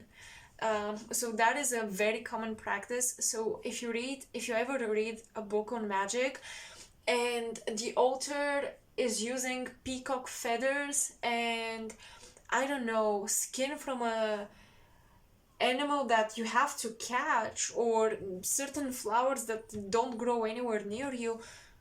Don't get caught up in this or too confused. Simply take tools that you have access to.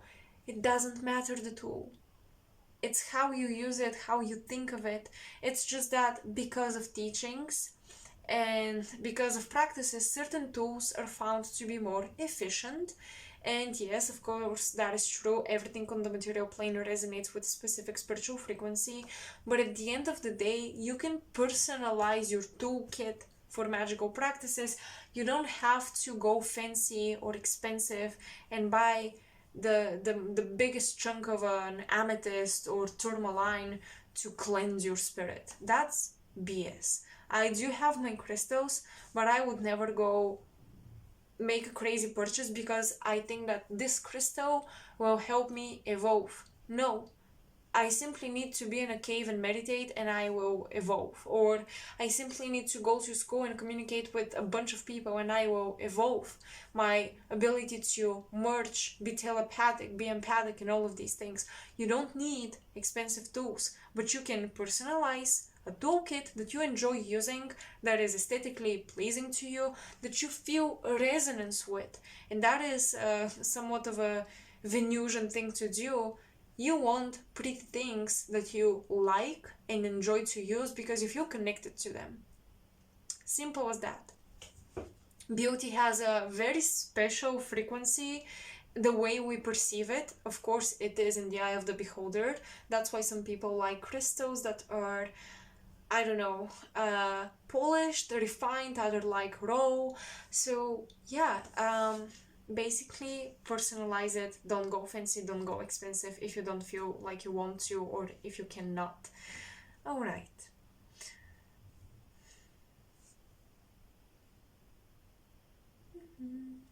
Direct guidance, communication, and embodiment are the key concepts contained in the staff. It is a symbol of learning to stand in your full power and self-authority, learning to tune in to galactic intelligence so that the transmissions are received effortlessly. This resonance is created through embodying the light. The ferryman is offering you his staff. Plant it within yourself so that it becomes a blossoming tree of consciousness. The number for keep is 16, the number of unity with the cosmic foundation of resonant evolution. As you embody the ferryman's staff, you become anchored in your connection to cosmic consciousness. Holding within you the foundational steps of the Trinity, you carry the illumined one into the world. As a living mystic, you are the conduit of the spiraling galaxies that creates a union with cosmic consciousness. 16 may also be seen as the beginning of another octave, a higher octave characterized by organic balance and the new earth under your feet. Keep's colors are indigo and gold, combining the limitlessness of the night sky with the freedom of the daytime sun. If you desire to access grace and trust, focus on these colors. The shadow wisdom. A major shadow of Keep is a lack of trust in your inner voice. Often time in listening for the roar of a lion, you may not perceive the more subtle messages given by spirit.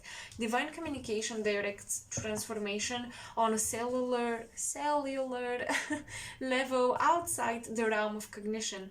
Self-doubt and fear are blocks to such trust, creating electrochemical charges and residue in your system that can block access to cosmic communication. Your true self is always in direct contact with cosmic consciousness. Trust in your ability to receive clear inner guidance. The transformation offered in the shadow of Keep is found in releasing and healing these blockages. Start by simply claiming your birthright of guidance from spirit and thus your union with cosmic consciousness. If you sense that you have a block or if you lose this connection, lift and clear yourself. Call on your divine connection and your self-authority in meditation or prayer. Claim your own healing. You will be guided towards self-forgiveness and integration. The ferryman offers you clear passage to direct guidance. Trust in your mystical intelligence and inner knowing. This inner knowing can be called a spiritual steering mechanism, and it can appear in many forms. The most common is a sense of confirmation, a strong sensation or a rush, the touch of spirit. Another is subtle body movements or specific sensations in which energy is directed through the autonomic nervous system. In this case, when the message is received, the body responds with an involuntary movement, a vibration, a feeling. Some people may have a feeling of warmth in their heart or solar plexus. Others may hear tones or voices or see lights, colors, patterns, or images. Still, others may receive feelings of insight or energy or knowings that are confirmed again and again. Any one of these means may become part of your own spiritual compass. Pay attention to these subtle messages. You know when something rings true for you and when it doesn't. Yes, something important here. I am not necessarily connecting it to everything we talked about, but for all of my people who are trying to choose the middle path, the central pillar, and you feel confused to what is right and what is wrong, you feel confused to which system, which esoteric approach, which political side even is correct. You know when something is wrong. You know. And if you distance yourself from information, from teachers, you just know. This is your morals talking. It's not the book that gave you the facts or the teacher that made you a promise you're gonna go to heaven if you do this. You will know what you're supposed to do. In the shadow of Keep, information is available from all dimensional levels, and it may not always be clear. It may be clouded by personal wishes and desires, or even by the lower astral realm, the realm of consciousness that includes the thoughts and beliefs of race mind. If you receive guidance from this realm, it may not be pure truth. This is why it is so important to have your guidance confirmed by your own spiritual compass. Every person has the ability to perceive and understand the truth. The trick is to attune to clarity by invoking your essence self. This bypasses the human lenses of ego, desire, and the cloudiness of past beliefs and experiences. When you are asking for guidance, be neutral and unbiased. This frees the field for clarity. Remember, your essence self is the guardian of your entry into cosmic consciousness. When invoked, it can assist you in allowing only the wisdom of divine guidance to enter your mind. Be like Keep, the Mayan owl, the guide with the vision of truth in the darkness. Attune yourself to the vibration of love, and your clear intent will attract the guidance you seek.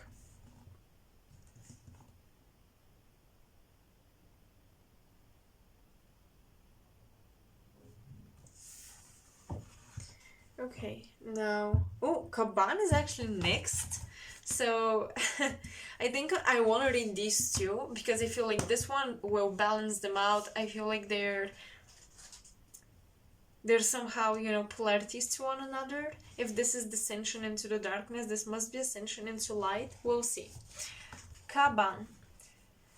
Centeredness, synergy, synchronicity, earth force, galactic alignment, earth keeper, fluid world resonance, clue tracking, crystal healing, shield, plant and herb wisdom, medicine ways. Oh my god, BioTube, please allow nature and the earth to take over your life. Please.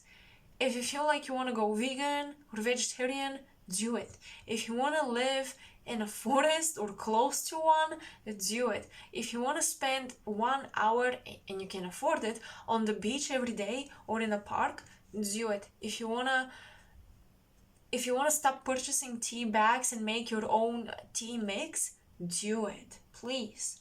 Kaban represents the access point to your natural alignment with Earth Force. It is the Unus Mundi, or United World from Latin, the point of perfect centeredness in the eternal present from which all alignment and magic manifest. Your center, the Earth Center, is the secret of gravity's magnetizing force.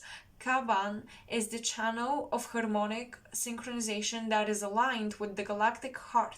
From the center point within self, you are aligned with this galactic center and connected through your own crystalline structure to the larger crystal grid network. Your center, then, in reality, is the center of the galaxy. The Galactic Center, I mentioned them at the beginning. They're coming through for you guys. And Pluto is the way to your galactic center. You may have Pluto and galactic center conjunct or very close to one another in your natal chart. And that would make you a Sagittarius Pluto generation or potentially a Scorpio Pluto generation. Cosmic consciousness is not just out there, it is also resonating within you. Be sacramentally rooted where you are. You're made of the earth. Look through the eyes in your feet. Your body is the present focus of your consciousness. Through it, all gifts are received. Remember too that your environment is alive and reacts to your awareness of it. Therefore, the way you perceive the earth in your physical form affects the information you receive. Oh my goodness. So, any judgment you have towards your body will alter the psychic information you receive. And if you are a spiritual teacher, healer, and so on and so forth, or honestly, if you do anything that will, I think most jobs are like that, I guess, but if you do anything that is directly connected to the spirit of other people and you influence them in some sort of way, you really want to make sure you have a powerful solar plexus. Look at how vibrant the colors here are. Be content with all you are to receive information that fulfills you. Kaban can be seen as a symbol of the Earth Keeper, the keeper of the sacred garden, the shaman healer who through reverence for all life heals and sanctifies the earth. Earth keepers preserve the harmonic relationship with nature by connecting to the wisdom held in matter. In Latin, matter means mother. As you bring light into yourself, you bring light into matter. You and the earth both contain the holographic seed of the new consciousness that is emerging in the collective mind field. Kaban can be seen as the access point aligned through earth to all times, all knowledge, and all abilities. As you can see in its star glyph, Kaban also has a staff that is both connected to the cosmic consciousness and firmly planted in the earth. Unlike this one goes into a spiral and it represents the chakras. That's why I said these feel like polarities, because this had the chakra colors and this one didn't. It was so galactic and so out there.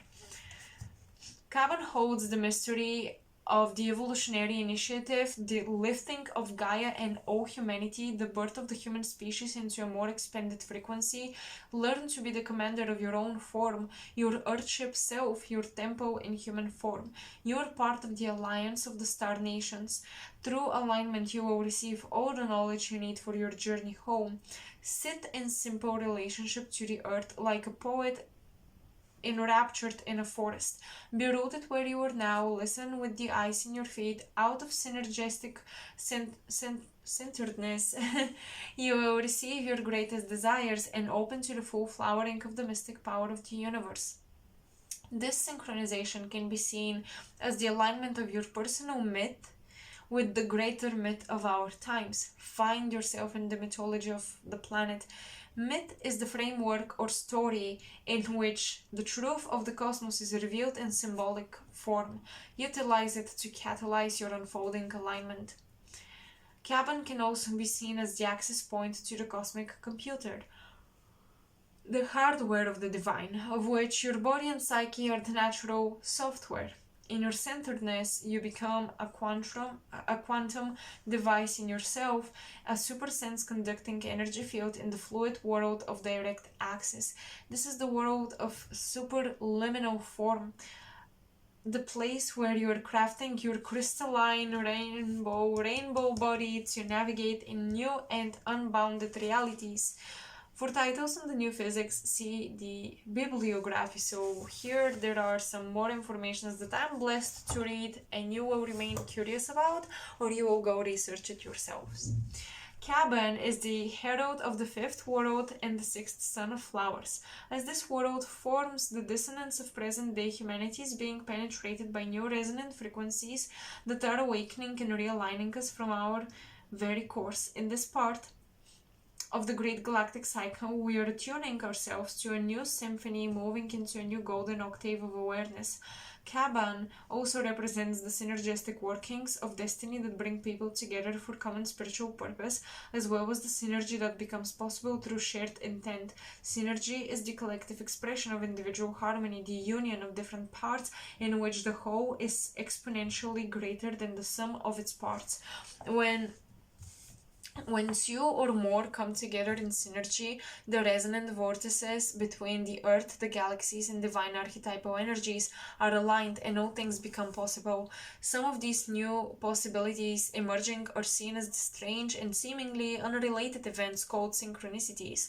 These are like messages or signs through which the universe and your essence self speak to you, letting you know that an opportunity is presenting itself, rather than just a mental understanding. A synchronicity is a feeling experience, an unusual coincidence, or an aha sensation that confirms that you are part of a much greater whole. The universe, of course, is a whole, and all dimensions of being are inseparably unified within its vast web of interactive possibilities. This energetic web is called the Crystal Grid Network. And this is where you guys are linked, and it links everything in the larger pattern through a process called superluminal information transfer.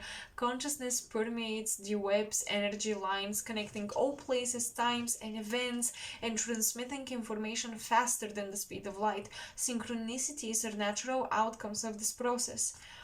For further information on the Crystal Grid Network and synchronicities, see The Aquarian Conspiracy by Marilyn Ferguson. Ooh, I'm gonna check this out. Our global village on Earth is a part of the Crystal Grid. This is so Sagittarian. Listen, if y'all have Gemini Sagittarius oppositions, then Virgo Pisces somewhere, I understand you guys. I know what you're going through. But yeah, what you're here to do is bring heaven on earth and earth back to heaven. So our global village on Earth is a part of the Crystal Grid Network, the greater loom of reality. In this grid, there is no distinction between then and now, the dream and the manifest.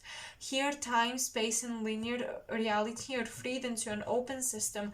Here, in the reality of superluminal forms, conscious dreamers and visionaries actually dream the dream that becomes the manifested reality. In becoming conscious dreamers, we literally assist in creating the larger dream and the new reality on Earth.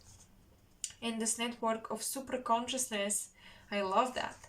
We all pick up the pieces of each other's understanding, and we all contribute to the ongoing creation of our creative collective reality. In this dream, we are all the weavers and the woven ones. We are the dreamers and the dreamed.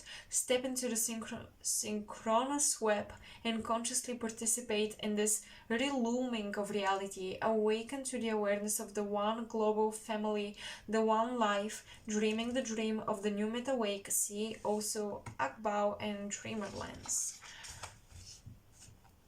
Oh, this is long. You can turn off the reading if you feel like it, but I'm gonna continue to read.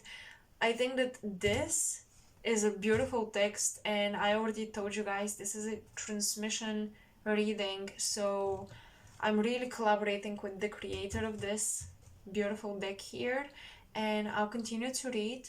If you don't want to listen to this, and if you think that it's monotonous or I don't know, boring or whatever, and you prefer when I channel, that's okay, and you can just stop watching here, or you can just listen to this and meditate on it. Within the quantum, non-causally linked energy network of the crystal grid, there is a unique process called clue tracking, by which you can quickly decode symbolic information relating to your spiritual quest. To become a clue tracker, simply become open and center yourself in the moment and follow your feelings. Then observe and digest the data that comes to you in images, colors, or kinesthetic sensations without jumping to conclusions. Synchronistic events are among the first signs to become acutely aware of. If you expand that awareness without imposing meaning, the symbolic meaning will eventually be understood.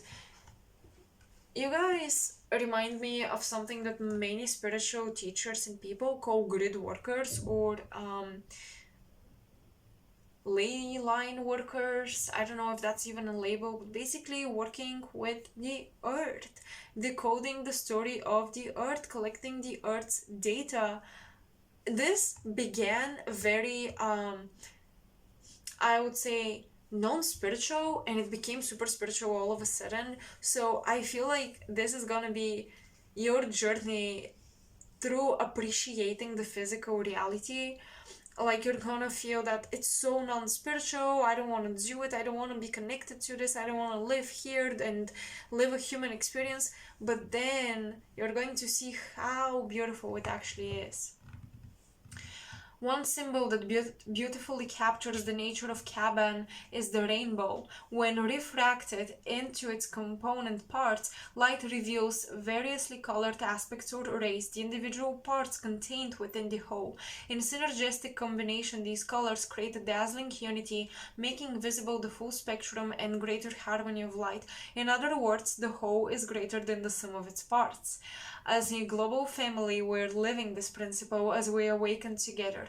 Our awareness of the one family creates rainbow communities and circles of light, which in turn combine to form a rainbow world. This global family, in which people of all colors and backgrounds join together in synergy, celebrates a common humanity and the one earth. In such relationships, the concept of family takes on a new meaning, a meaning born of joy, respect, spirit, and shared destiny. Another universe. Okay, I have to stop. So for all of you that feel pressures around the idea of how you want to have a family, do you want to have a family, do you want a big family, and you're afraid that this is not something most people want, or vice versa, whatever the case is for you, you're being called to really connect with another master of crystals, another soulmate who is a great worker themselves, who understands this. In such relationships, the concept of family takes on a new meaning, a meaning born of joy, respect, spirit, and shared destiny. So your family is your soul family, not necessarily your blood family, although you do have karma with your ancestors. But this is saying that you can relink yourself, sort of, into a new grid and connect with new people. And I'm also getting that many of you have soulmates who are foreigners and live very far from you, and you are yet to meet. Another universal symbol for Caban is the shield. Caban's entire glyph can be seen as a star shield that evokes a remembrance from a perspective that is aligned with the greater reality. Call on the wisdom of the ancient Maya, Pakao Vutan. This is so funny because the things I'm reading about were part of my art projects in my school, university, the last few months, and are gonna be part of my projects now. So this is very, very interesting. Oh my god, I might be aligned with some of you guys, and we may end up working together someday. I would love that.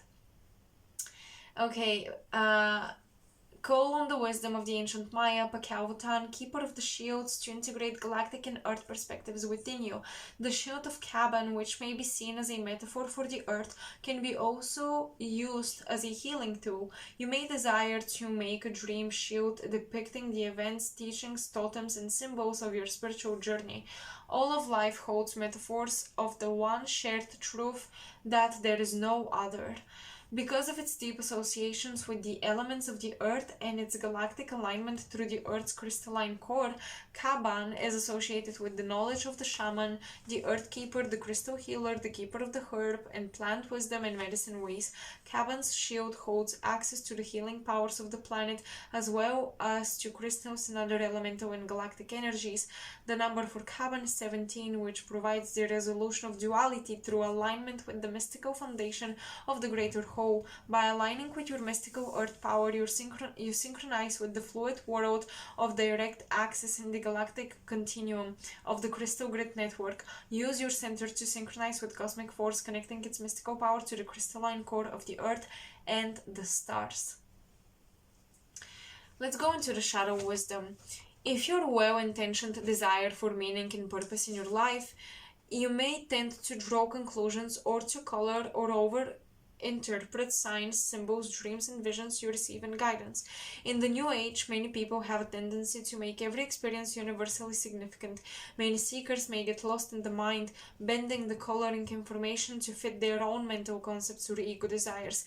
This shadow is like the difference between talking about an experience and actually having it. Sometimes things are just what they are. Don't limit the fullness of your experience by incessantly trying to put cosmic labels to it, on it. Open to the meaning held in the Tao of the moment. In this shadow, it may seem difficult to be in the present moment. Instead of being tuned into channel central, you may be tuned into the channel for shopping list, relationship dramas, fantasies, regrets about the past, and worries about the future. Center yourself in the present moment. This is where you can most beneficially observe and participate in the synchronicities and revelations about your personal pattern and larger purpose. Often in the shadow of Kaban is found the feeling of being out of sync with the world around you. If you feel physically, mentally, or emotionally off, remember that you may actually be in the process of realignment. Allow the synchronization with the new expanding pattern. Affirm, I am one with the galactic heartbeat that aligns the core of my being into the crystalline core of Earth and through all realities and dimensional fields. Another shadow of Kaban can be seen as being dissociated from the Earth in your body. Are you identified with seeing yourself as a star being, an alien, or a walk-in? Everyone on this planet is both an Earth child and a celestial being. Remember that holding the perception can create judgment of your earthly existence in your personal growth process. Remember that you chose to assist in the Earth's transformation at this time to utilize the unique benefits of this experience for your own spiritual unfoldment. Strive to transform all crystallized thoughts, beliefs, and earthly self and judgments into fluid consciousness. By accepting your physical form and your growth process in this world, you access a hub of centeredness out of which all the truth and magic of the universe unfolds. In Kaban's shadow are also found misplaced and distorted priorities relating to our global village, the environment, the world economy, politics, racial and religious differences, and others. Ecology is the relationship between all life and the total environment, the whole world, both animate and inanimate. As part of the whole, human beings reflect the larger hologram. Therefore, it is no surprise that we are experiencing severe immune diseases because our environment is so out of balance. But it's also important to remember that in this collective experience, we are healing our mass consciousness as well as our individual selves. As we heal ourselves, the earth is healed. As the earth is healed, we heal ourselves.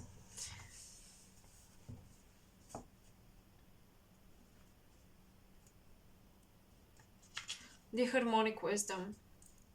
The harmonic wisdom in Kaban is the concept of tone, the sustained pitch, created by regular and constant vibrations in the air that are set in motion by similar vibration in the tone-producing body. Piano strings, human vocal cords, and Tibetan bows are all examples of tone-producing bodies. Archetypes are also vibratory in nature. Thus, in a metaphoric sense, they can be seen as tone-producing vibratory fields.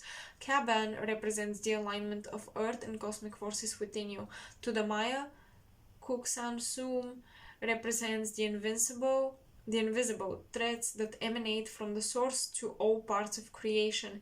In this pattern, cosmic and earth forces are aligned through pulses of consciousness sent from the Galactic Center.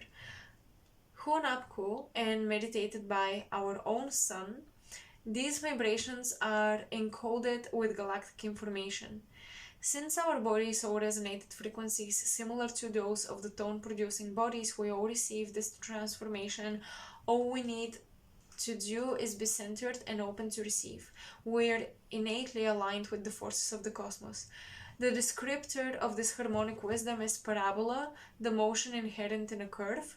A parabolic antenna is a curved surface that is used in astronomy to collect and focus incoming vibrations, so that the images of the tones are received as a primary frequency. Human beings are also parabolic resonators, harmonizing and aligning incoming vibrations into their own primary frequencies. We're the resonant capacitors, the tuning forks that align cosmic and earth forces to express the galactic programs of the divine. Something I got during my reading session now was that many of you have been hit by a plasmic wave of light or plasma, whatever, and you've been wiped out. And I think that for many of you, you may feel like you're very spacey, brain dead, or whatever. You're wiped out because you're being wired by your higher self, reprogrammed by the earth as well. I'm hearing, oh my gosh, I'm hearing apologize to your body right now, apologize to the earth, and forgive the earth and your body, and allow this new rewiring of your consciousness and mental program, holographic program, be anchored and project itself and show you and give you new experiences in the physical world. You have center, and which is so funny we talk about center, the central pillar, didn't we? So let's quickly take a look. I'm not gonna spend too much on this one, I promise.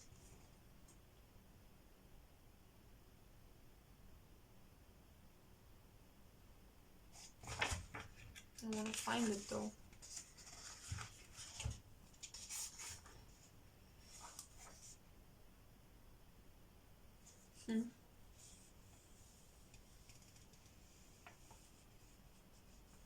Okay, page 129.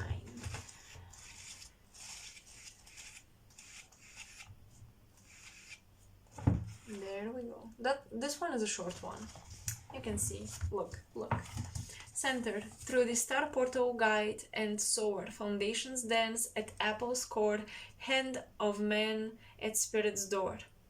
Qualities: core purpose, central intent, foundation, place of centeredness, simplicity, acceptance of your humanness.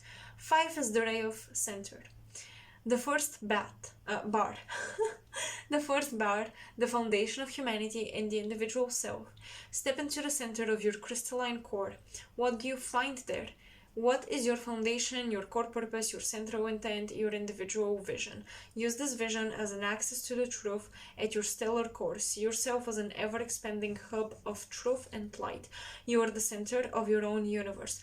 Remember that there is great wisdom to be found within the human form. In genuine acceptance of your humanness, find the foundation in the individual self for your expanded essence. Turn inward and bring more light into your form. Discover the foundation of your sacred center. In meditation, receive the serenity of the Unis Mundi, the place of perfect centeredness. In letting go of who you think you are, you become who you actually are. Be simple. You are always sitting in the center. Be the Zen master centered in beginner's mind. Wow. Well, that was a long one. I know. We read a lot. I hope this didn't sound too much like a reading session, because I personally found every message to be very powerful, and I just tried to make sure my voice is not emotionless, because I didn't want this, if you're just listening to this and not watching, I didn't want it to feel like a reading session. But even if it did, let me know how this resonated. Let me know if you enjoyed this form of a transmission or a reading for you guys, because I would love to channel the Akashic records and meditate on maybe 2 or 3 groups, write a report, and then just read it during a YouTube video, and maybe have some cool animations and images related to what I say. Let me know if you like this format, because I certainly found it very activating. I'm gonna sit with pile 2 before I proceed with pile 3, or I'll do pile 3 another day. But yes, this was very, very powerful, and I really wondered how you also felt about it. Let me know in the comment section below. I'm gonna end this reading here. I am very, very grateful to all of you who sticked through and stayed with me. Thank you. I appreciate your patience, and yeah, I will see you next time in another pick a card. That will be actually me thinking and talking and not reading. Bye. Pile 3, and welcome. If you guys picked this sodalite crystal, this is your reading. So what I was getting for you when I was preparing for this pile, because I take some minutes before I get into each pile to kind of get a message, a vision or something. So for you, first and foremost, I was seeing this hardened lava that you are walking on, and then a volcano, and I feel like some of you may be traveling to a region where there are volcanoes, of course not active at the present moment, but I feel like there is a component of adrenaline or danger going there, because I feel like you guys are going to some places that it's almost a little unpredictable what weather will be, and yeah, somewhere where earth and nature are pretty much untamed. Okay, so this is the first message I was getting for you guys, and maybe you're contemplating whether you should go to this trip or not, and I highly recommend it. I even recommend, if these are available, to get a little stone of lava. For some reason, I feel like it's going to aid in your spiritual practice, but that is only if you travel to such a destination and you resonate with this message. And if not, don't go buy the most expensive lava stone or whatever, please. The next vision I had was of a husky dog, and I was getting that some of you might be, trying to adopt a pet, or you have this pet already. So this is a confirmation message that this pet is your soulmate. They are your spirit animal guide as well, but they're also a soulmate, and they're super protective of you. You're very connected to wolves and huskies too.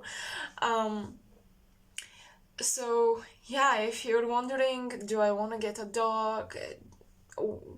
What type of a dog do I want? Where do I get them? Should I? I definitely think that yes, you should. So it's funny, because the messages I'm getting for you guys is, you have these questions whether you should do something, and I'm getting this form, yes, do it. Go ahead and do it, please. So you're highly encouraged to take spontaneous action, and be a little adventurous, and experiment with your life. Alright, so now let's look at the cards and see what they mean.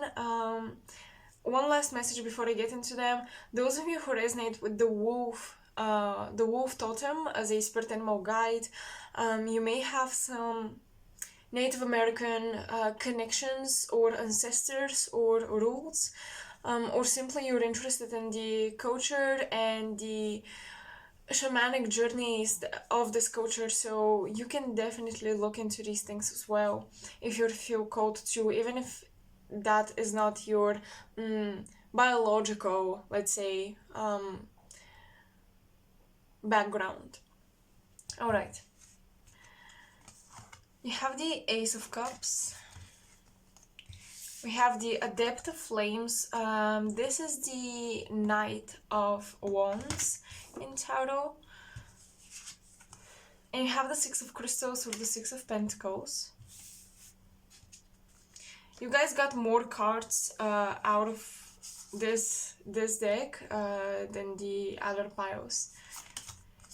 You have Rajas. Wow. Okay, with this cool tiger that reminds me of Aladdin. Aladdin and the tiger that Jasmine had. Parvati. Okay, let's make some room for these beautiful cards. Oh, this is interesting. There is some Libra energy going on here, of course, with the scales, but also because these seem to be very feminine and sensual, and these seem to be very masculine, intellectual-oriented cards. So the senses in the intellect are a little bit in conflict here, I would say, but you're working through this experience to unite them.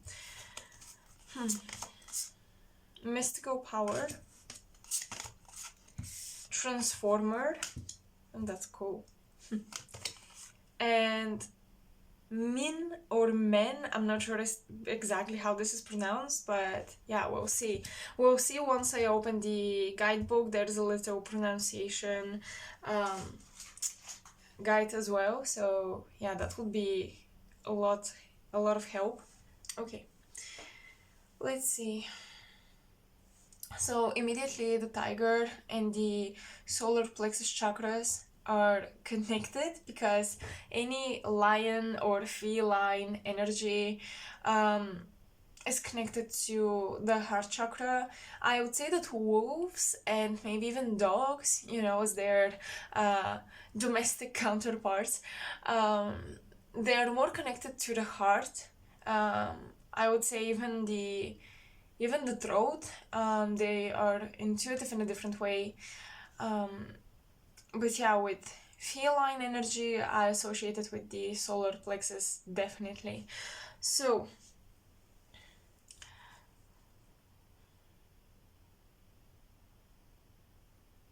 many of you guys are trying to find a balance in a relationship, it seems, equal give and take, and you're trying to define your role and the importance of it in a relationship so that you can feel confident in this relationship, so that you can feel confident that you're giving enough to this relationship. You may feel a little bit overwhelmed, you may be bombarded with love, or vice versa, you're doing this to somebody else, and it's creating this lack of equality, and one person is feeling that they're not doing enough or that they're doing too much.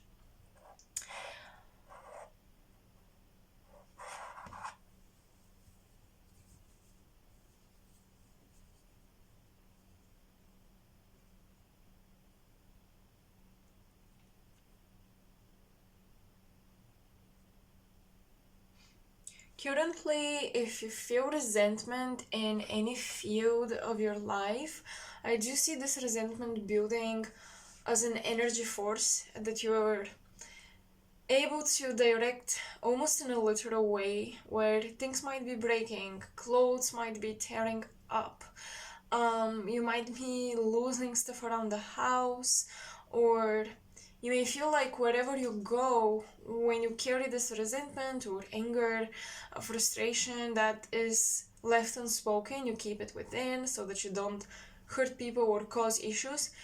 It's actually causing issues somewhat indirectly. So people may not know why certain accidents are happening around you. They may think it's a coincidence, but I think that you guys may be suspecting it's the energy within you. So there's a lot of intense Martian energy within you, and it's not very obvious in the cards, I shall say. Based on all the symbols here, and the colors, the purples here, the blue, this scale of Libra energy, I don't see Mars being like popping up and being obvious, but I feel like that's because you hide it within. You're trying to maintain a cool exterior, a calm and collected exterior, but there is either a friend or a partner that's been really throwing off your ability to contain yourself. And a lot of this energy has been manifesting as external accidents, and I want you to know that if you're able to do this, now let me tell you, those people who like things around them break, fall apart, in a literal way, things tear up, there are accidents when they're angry.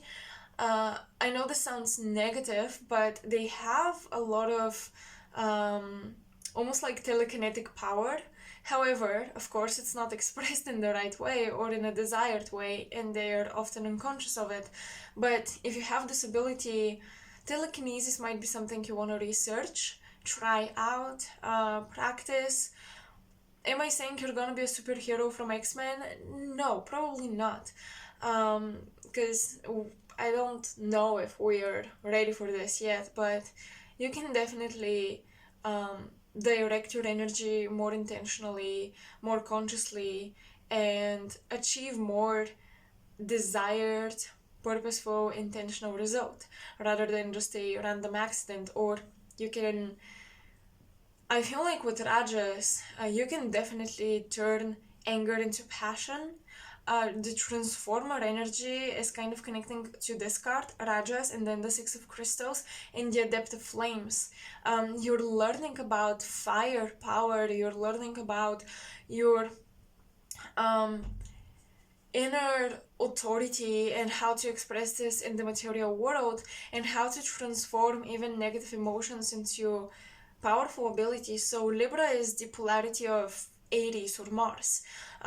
Libra is Venus, and it's in opposition. And I think that the scales here are the transforming force, actually. So basically finding what equals what will help you formulate an intention. So an example would be if anger can be equal to passion, basically finding the opposite polarity of a negative emotion, or if fear equals love, how do I focus all of my energy that I feel at this time on passion and not anger, on love and not on fear? That is the transformer energy, and that is the almost like the psychic ability of a Libra, the ability to tap into the other side, into the polarity of things in order to alchemize them. It's not like Scorpio. Scorpio kills everything on its path until these things die and have no other chance but to transform. Libra is a lot more gentle. Libra simply understands the duality within everything and is able to almost charm the other polarities of negativity to come alive, because this is Venus and everything loves Venus. Venus is not just a goddess of love, she is also loved by everything in the universe. Because she is harmony and beauty and everything that is of the natural ways of life in the universe will be attracted to harmony and beauty. So yeah, Libra is magnetic in this way. It's not like a Scorpio. Libra energy is magnetic in the exact opposite way of Mars or Scorpio. Instead of penetrating, she pulls out and she magnetizes out of life what she desires to see manifest. This is how you transform. So you guys are definitely working currently in a field or in situations and relationships where you're learning diplomacy, you're learning equality, balance, harmony, and how to achieve these things even when it seems almost impossible. How to get out the best of people. You're becoming these people's qualities manager. Okay, you're becoming a manager of the qualities of people, so you're finding ways in which to manage what they express, their level of frequency. I would think that you may be in the psychology field or therapy field, or even just a communication field where you have to make sure everybody is on the same wavelength and everybody is working on the same idea and they have the same concept in their head about a project. So yeah, you're finding a way to unite everyone. This is a power that I think is part of your purpose to master.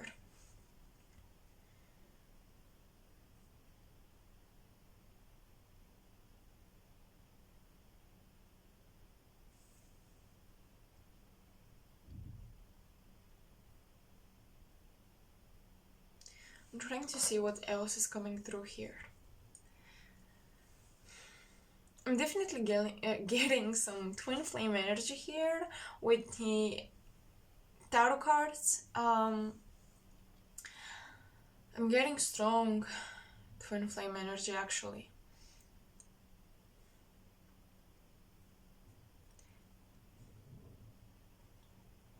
If you are defining your divine counterpart as rather a divine masculine, I do think that they're tapping a lot in their divine feminine energy right now.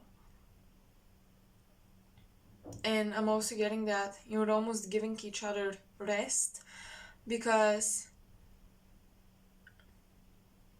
it's like both of you are on the same polarity end. So if both of you are tapping into the divine feminine energy,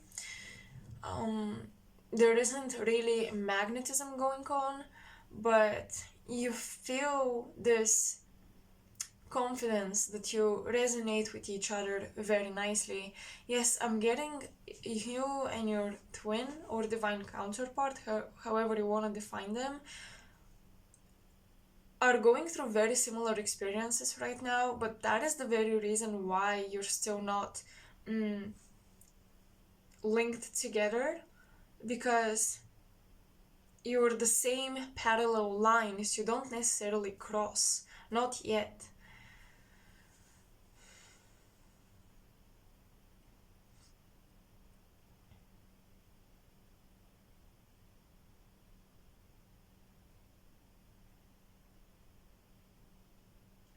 If some of you have been having stomach issues or digestion issues, and maybe you know that, oh well, this is related to confidence, willpower, and so on and so forth, but you haven't been per se struggling with that, or you can't tell if you struggle with that, it's very likely that this is your divine counterpart working on their solar plexus chakra. So you may get funny sensations right where your solar plexus is, a little bit above your stomach and a little bit below your heart, right here. You may think that this is anxiety or something coming from you, but it's actually not coming from you, pile 3.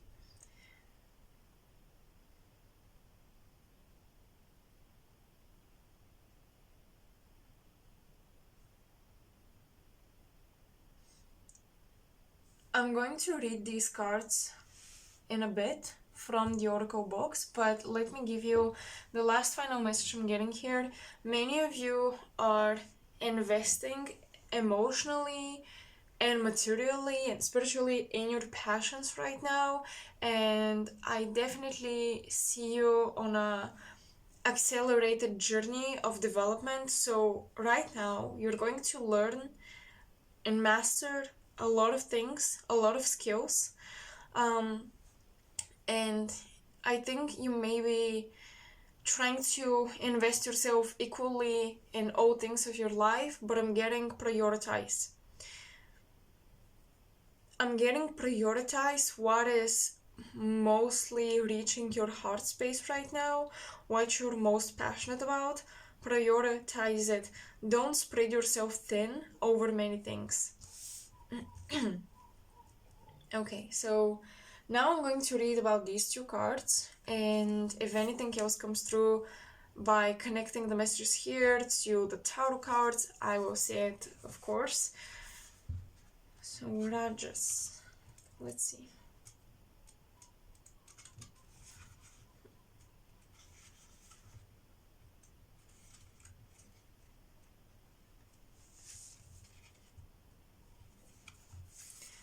Dynamic movement, aggression, and energy.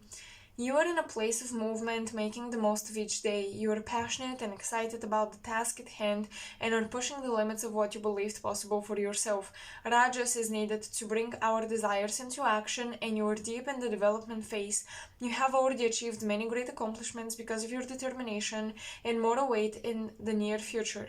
However, remember to balance action with rest, otherwise you will lose sight of your true goal in the pursuit of achieving more. So if you feel like you have to spread yourself thin and you don't have enough energy for your actual passions, I highly recommend asking for help. With the Six of Crystals, ask for somebody to do the rest of the tasks assigned to you, so you can actually invest only where you're passionate right now and where you feel very drawn to invest, and then for the rest of the time you can relax, rejuvenate, rest yourself in your body and your mind.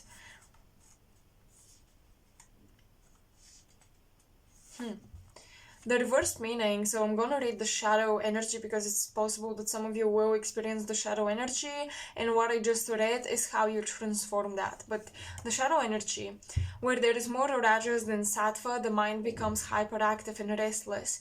You have been so caught up in the achievement phase that you may have lost sight of why you are even doing all of this and the greater purpose of life, truth. You are regularly over-exerting yourself, both mentally and physically, without allowing the proper rest you need to recharge.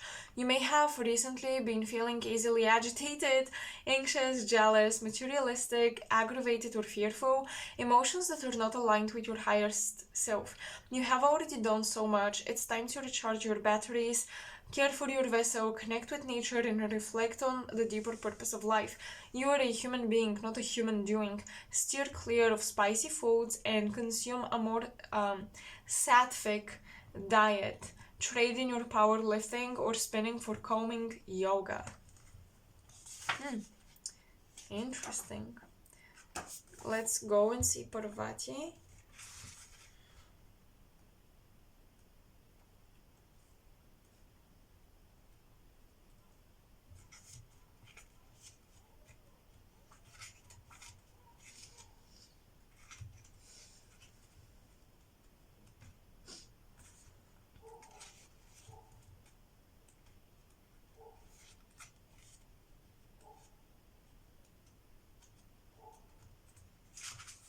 There you go. Goddess of devotion, love, and yoga. You pull upon Parvati when you've taken immense action toward becoming your highest self. In Hindu mythology, Parvati was in love with unattainable Shiva, who was deep in the mountains practicing yoga and detached from the material world. She knew he needed the feminine to bring him down to earth, but he was totally inaccessible. Instead of begging and pleading, Parvati decided to become her highest self and seek enlightenment through yoga. Her family objected, saying women cannot become yogis, but she headed to the mountains anyways. This is the twin flames that should be listening to.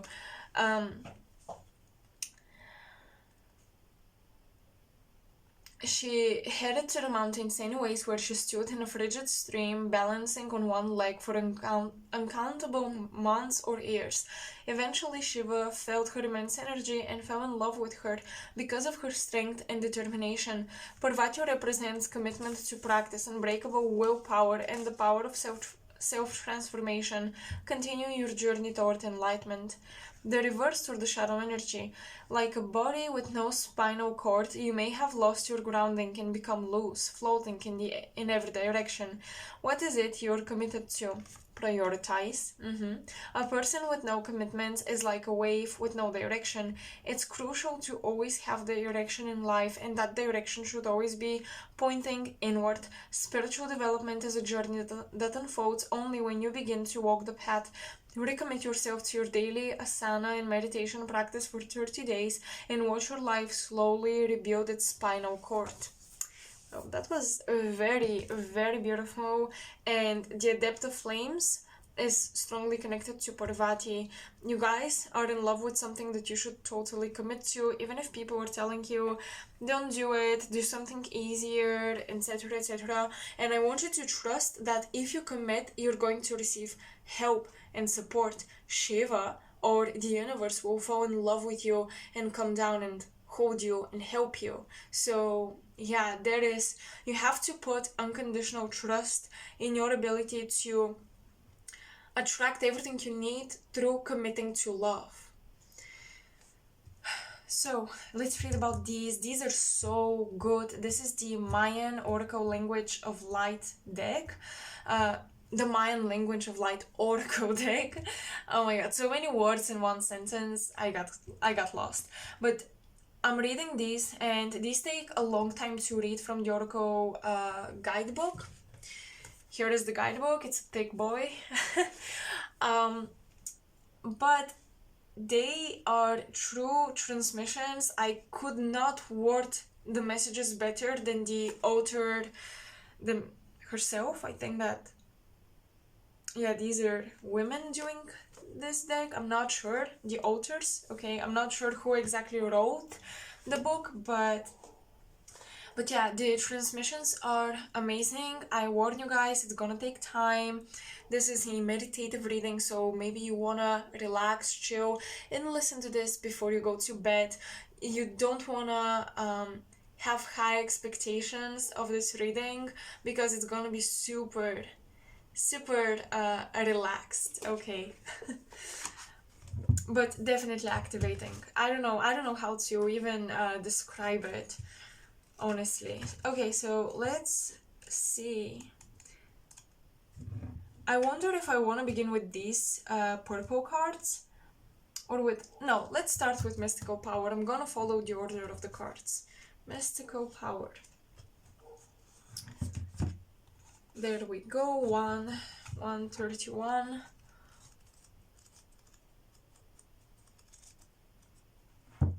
These are very short, the number ones. So this is number 7, Mystical Power. May your mystical power, Lotus of Light, ignite your cascading crystallis. Chrysalis? What is this word? Okay, wait. May your mystical power, Lotus of Life, ignite your cascading chrysalis of travel among the stars. Qualities: mystical alignment, self-acceptance, technician of the sacred, direct connection with the source, emptiness.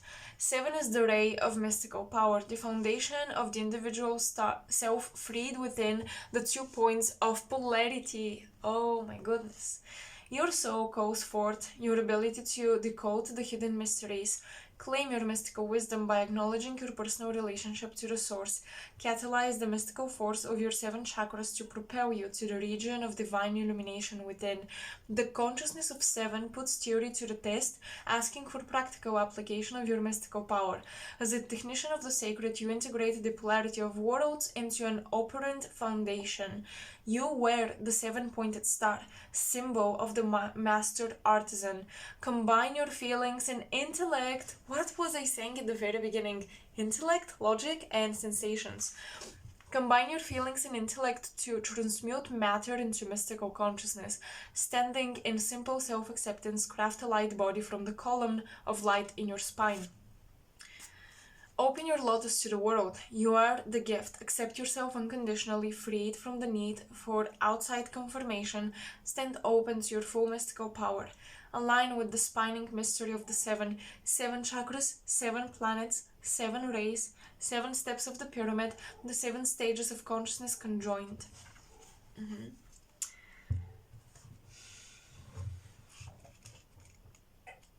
So if you're seeing number 7 a lot, this is it, guys. 148, the Transformer. There we go.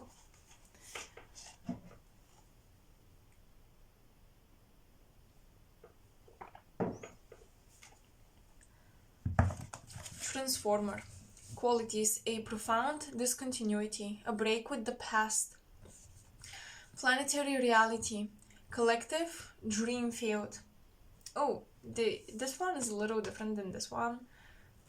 I almost wonder if I'm on the accurate page. Wait. Let me make sure, you guys. Yeah, this should be it. Okay. Collective dream field. Planetary reality, self-healing, transducer, quantum healer / transformer, midwife of planetary transformation, sound and light healer. So sound and light are your tools. You are a midwife of planetary transformation. You are a healer, transformer of the collective consciousness of this planet. Awaken to your vast potential. In receiving this lens, you are being asked to transform the collective reality constructs of this planet by expanding your own limiting belief systems. By their sheer force, the collective energy and thought forms of all human beings shape reality into what we perceive. What we call reality is actually a collective dream field, a holographic reflection of our shared beliefs. As you process your personal experience of apparent separation, pain, fear, denial, judgment, and limitation, you bring healing and integration not just to yourself, but to all of humanity. Your personal changes affect the collective reality of the entire planet. In fact, all your dreams, visions, and beliefs have an impact on the collective dream field. By simply embodying the consciousness of love, you help to realize the shift of consciousness on Earth. Break with the past, expect a profound discontinuity in your ordinary perception of ways of defining reality. Choose to enter consciously into the evolutionary playing field of the greater reality. On your journey, you will encounter feelings that reflect parts of yourself that have not totally been freed into love. These feelings will give you the keys to your transformative power. Come, dance and play in this dynamic planetary field. Do your personal part, your own self-healing. Offer yourself as a transducer for clearing and transforming the collective planetary field. Help to midwife the emerging reality. Let self-healing be your walking stick and transformation, your planetary path.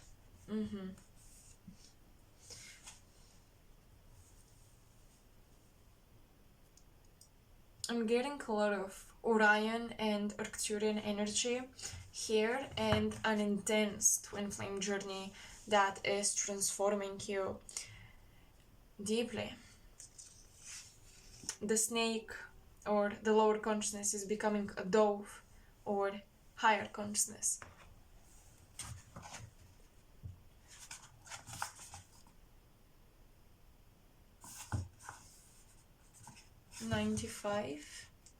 Page 95. This one is a long one. This one is a quite long one. I think. Pronunciation: men. Common Mayan usage: ego, cobweb. Qualities: commitment, compassionate service, global consciousness, dreams and visions, planetary mind, believe in oneself and hope. The symbols: gathering of egos, third eye, violet flame. Number 15, color lavender, herbs, Indian pipe, chickweed, and nutmeg. Stones: amethyst, celestial crystals, Lepidolite, singing crystals. The element is water. The shadow wisdom, being obsessed with service to others, being the rescuer, saving others, not being able to say no, loss of hope and meaning, feelings of futility. How to transform the shadow, learn to temper service with nourishment and rest, believe in yourself, follow your own visions and dreams, remember the purpose and commitment you have in the larger pattern. The harmonic wisdom is to flow.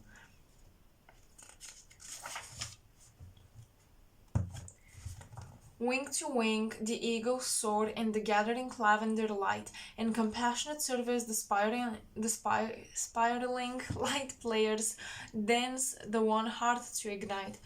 In drawing the star glyph of men, you have drawn the hope to realize your most cherished dreams.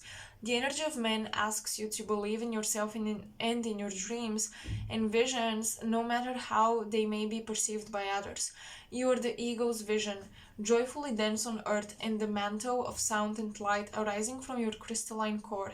You are a member of the one global family. Awake and remember your path of service, your planetary seeding, your mythic call and promise in these magical times. Be all that you are. This is the time of the gathering of egos. Men reminds you to step powerfully into your commitment as a planetary midwife. These two with the mystical power are connected. Your assignment includes whatever furthers your personal evolution and the evolution of global mind. Unity consciousness, you are an awakener, a transformer, an empowered global visionary. You have come to create and support the shift of the ages. In your vision, you have compassion for others and your decisions are made in the light of global consciousness. Ask yourself how you might experience compassion towards self, the earth, and others. I'm getting something. I think you guys are receiving the initiation through a contract with the higher self of your twin. I'm strongly getting the twin flame contract, journey, and experience happening for pile 3, and I think that you are doing something a little different than the usual earthly twin flame experience of falling in love, feeling very intense, awakening spiritually through the connection. No, it's something beyond that, and I think that it's also taking place on a galactic scale within your cosmic star map, if you will, your cosmic blueprint, if you will. So you might be meeting the galactic self of your twin and having a contract with them, working with them before you work with your twin in the material world. And if you haven't met your twin in 3D, I think that after doing enough work, you will meet this person, you will talk to them, you will realize what it is all about, what this meeting is all about, and you'll be mind blown. But how this is gonna happen, I don't think I'm supposed to tell you, or I don't think I'm supposed to look into it. Be guided toward types of work, relationships, places to live, and projects that will benefit the earth and all her inhabitants. Allow your spirit to expand, soar on your spreading wings in planetary perspective. Affirm, through you, Gaia, I am also transformed. I am awakening as this return of divine love and light. We are all one. Gaia, as you awaken, I heal myself. As I awaken, you are healed, and together our petals open ecstatically to the new sun of flowers. The shadow wisdom. In your desire to effect planetary change, you may feel discouraged and overwhelmed by the apparent chaos of the current world situation. Are you experiencing a loss of joy, hope, and excitement about life? Evaluate your current environment, work, relationships, and decisions and see whether they serve your vision. Explore what gives you joy and satisfaction. Come out to the background. You, who see the one world with the vision of the ego, come to create things of unsurpassed beauty. There is a larger purpose for your being here in this time of great transformation. Sniff down trails of feeling and synchronistic experience to find clues to your journey of awakening. Be hopeful, believe in yourself, believe in your vision. Are you obsessed or driven to serve? Does your motivation to serve others outweigh your ability to offer self-care? Do you have difficulty saying no? Do you ever find yourself obsessed with service or playing the rescuer for others. Planetary midwives often function in this shadow. Walk with joyful ease into the unfoldment of your vision's destiny. Fill your personal cup. In replenishing yourself, you actually fill the larger planetary chalice as well.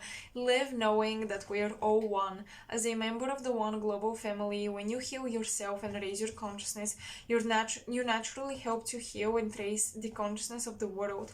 Evoke and use the violet flame of transmutation, which has in its awesome power the ability to heal and transmute all personal and collective issues in divine light. With compassion in your heart, listen to Gaia's guidance about service. Joyfully sing awake the melody of your own heart song.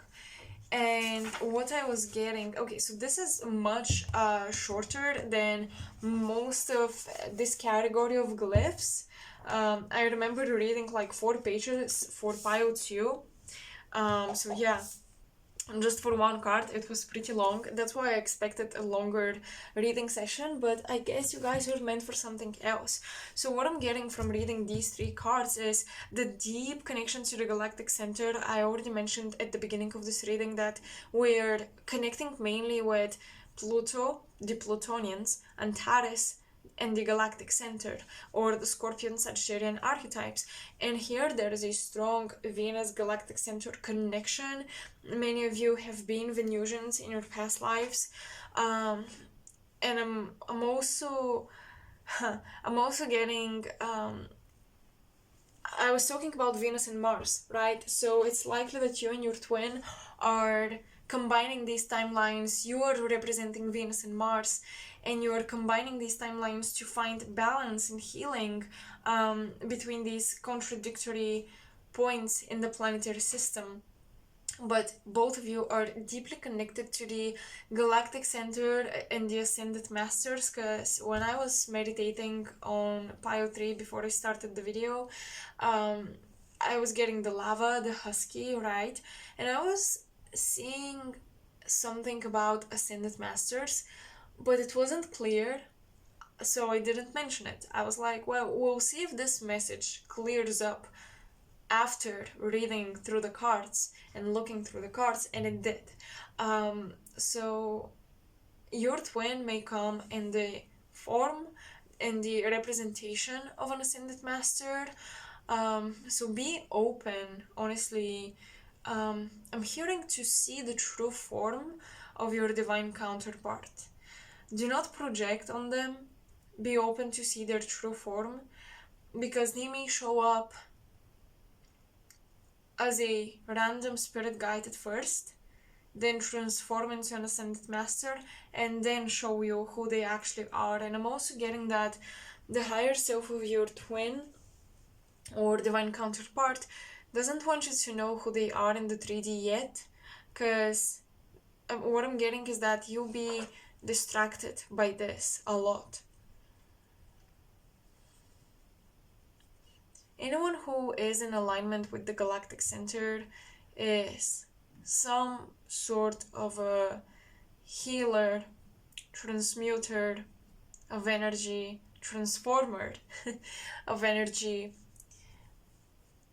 and has the ability to access portals on the planet and the star systems. So using portals when you meditate, if you want to travel to different constellations or star systems, is highly recommended to you. That is the way to go. Envision a portal or some sort of a gate, and you can even envision like a vortex type of a gate or a portal, and you go inside, because that is the Galactic Center. The Galactic Center is literally a black hole around which our galaxy spins.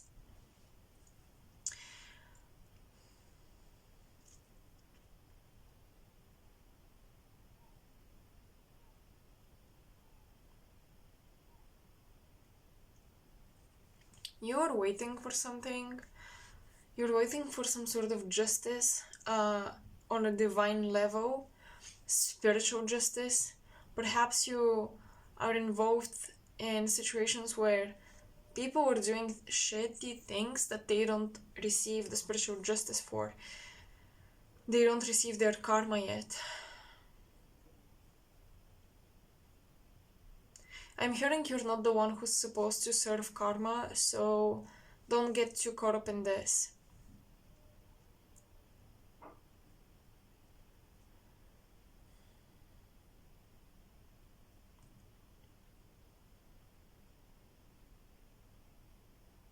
The Plutonian guides are revealing something to me to tell you guys. So I'm seeing you surrounded by people, and the Plutonians lifted up a fabric of etheric veil, and these people around you have a lot of spirit attachments. So if you're working in a psychiatry, this sort of field, or if you're working, in a multimedia field where communication is important and so on and so forth, you're coming in touch with a lot of people who are, I want to say, not who they look to be, kind of like a conspiracy theory, for example, where shapeshifters walk among us. Something like that, Pio3. I think that you're actually coming in contact with a lot of shapeshifters. Whether they realize they're shapeshifters or not is a different case. Some of them do, and these are the most, I would say, dangerous ones, because they know exactly what they're doing. But yeah, I see you in a crowd and you're talking to these people, you're laughing, you're grabbing lunch together, you're being very, what's the word? Courteous? Courtesy? Basically, you're having great manners around these people, but yeah, behind those smiles, what I see is a shapeshifter, a different type of spirit, a non-human spirit.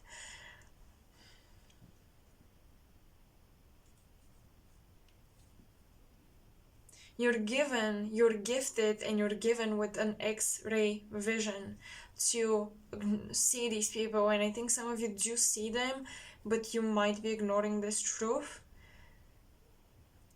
Spirit is saying that you're supposed to, at some point, make waves in your field. So acting unconventionally, out of the norm and status quo, is what you at some point are supposed to do. Maybe not yet. I feel like you're still observing and you're gathering information, but the Plutonians are showing me that you are in contact with people in powerful positions, but yeah, their spirit is a little corrupted there.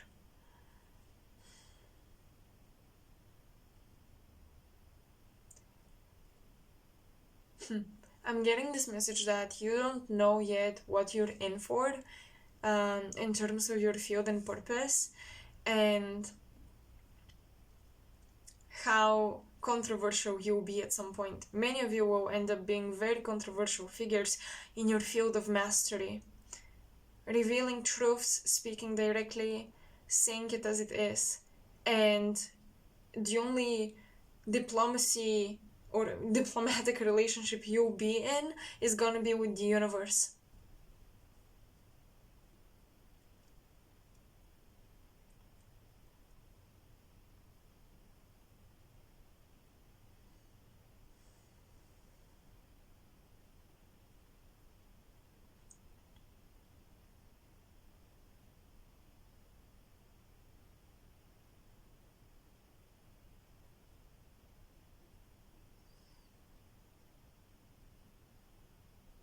I'm trying to see if anything else is coming through.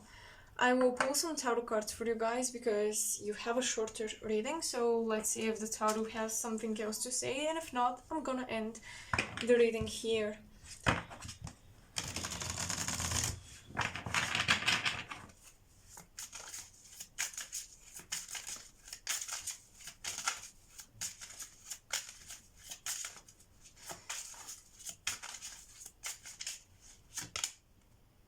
The Star card. Okay. If you feel like you're passively participating in a battlefield, or if you feel like there is this unspoken tension between you and other people, with the Star I'm getting there is hope to heal this energy and to move on from it. Judgment card. Oh my goodness. Portals, gates, the truth of the soul being revealed. That's very interesting.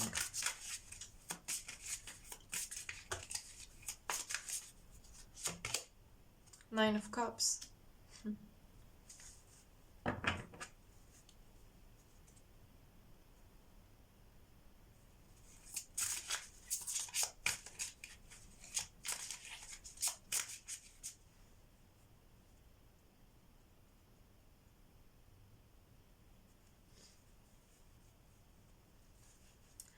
There is a shift that will take place within your desires.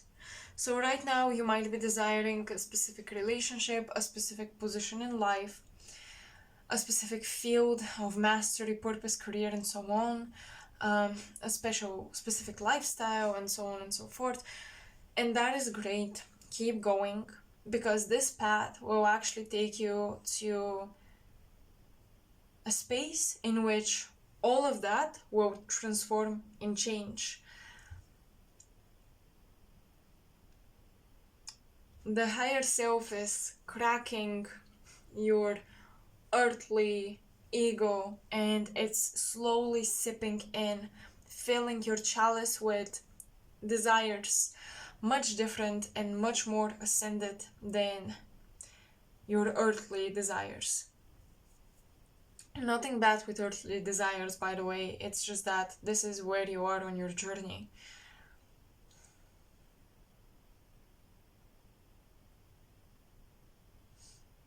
With the Star card, I'm getting that in between life's space and entering the white light, or moving on from one lifetime into another, and I'm getting this intense energy speaking on getting out of the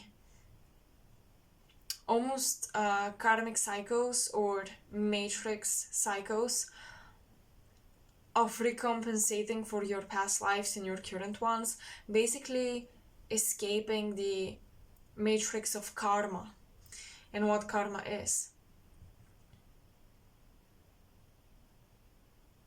Not creating any more karma, not weaving any more karma. That is why you may step into a very unconventional role in life in terms of your relationships, career, how you act, the way you are with people, and just your lifestyle in general, because your soul really wants freaking freedom, you guys.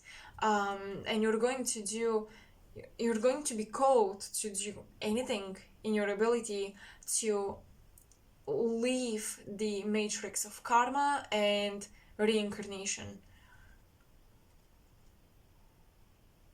And many of you came here to pave the path for other souls to be able to leave the matrix of reincarnation.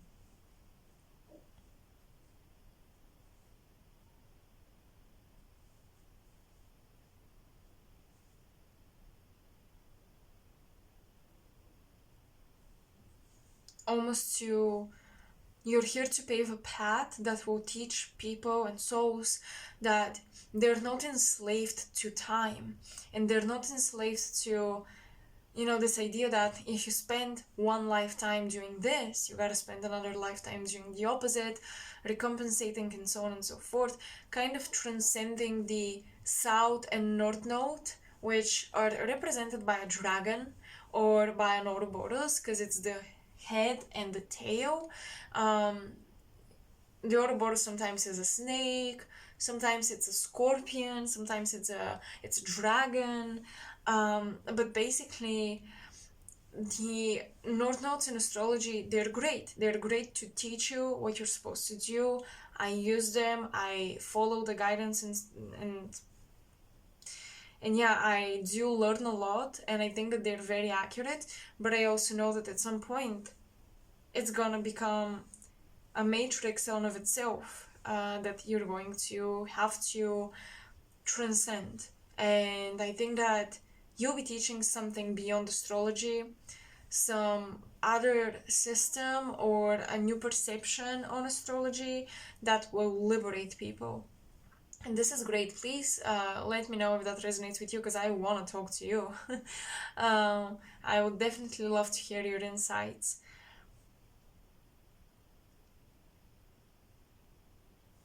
So yeah, pile 3, this is what I have for you guys. I hope this so far resonated. Let me know if it did, and yeah, let me know if you enjoyed this format where I read more from the oracle guides. I personally prefer to channel myself, I have to be honest, but these cards were just special, and I felt like I had to read from the guidebook. So I still hope this resonated, and yeah, I hope I'll see you in my next pick a card. Bye.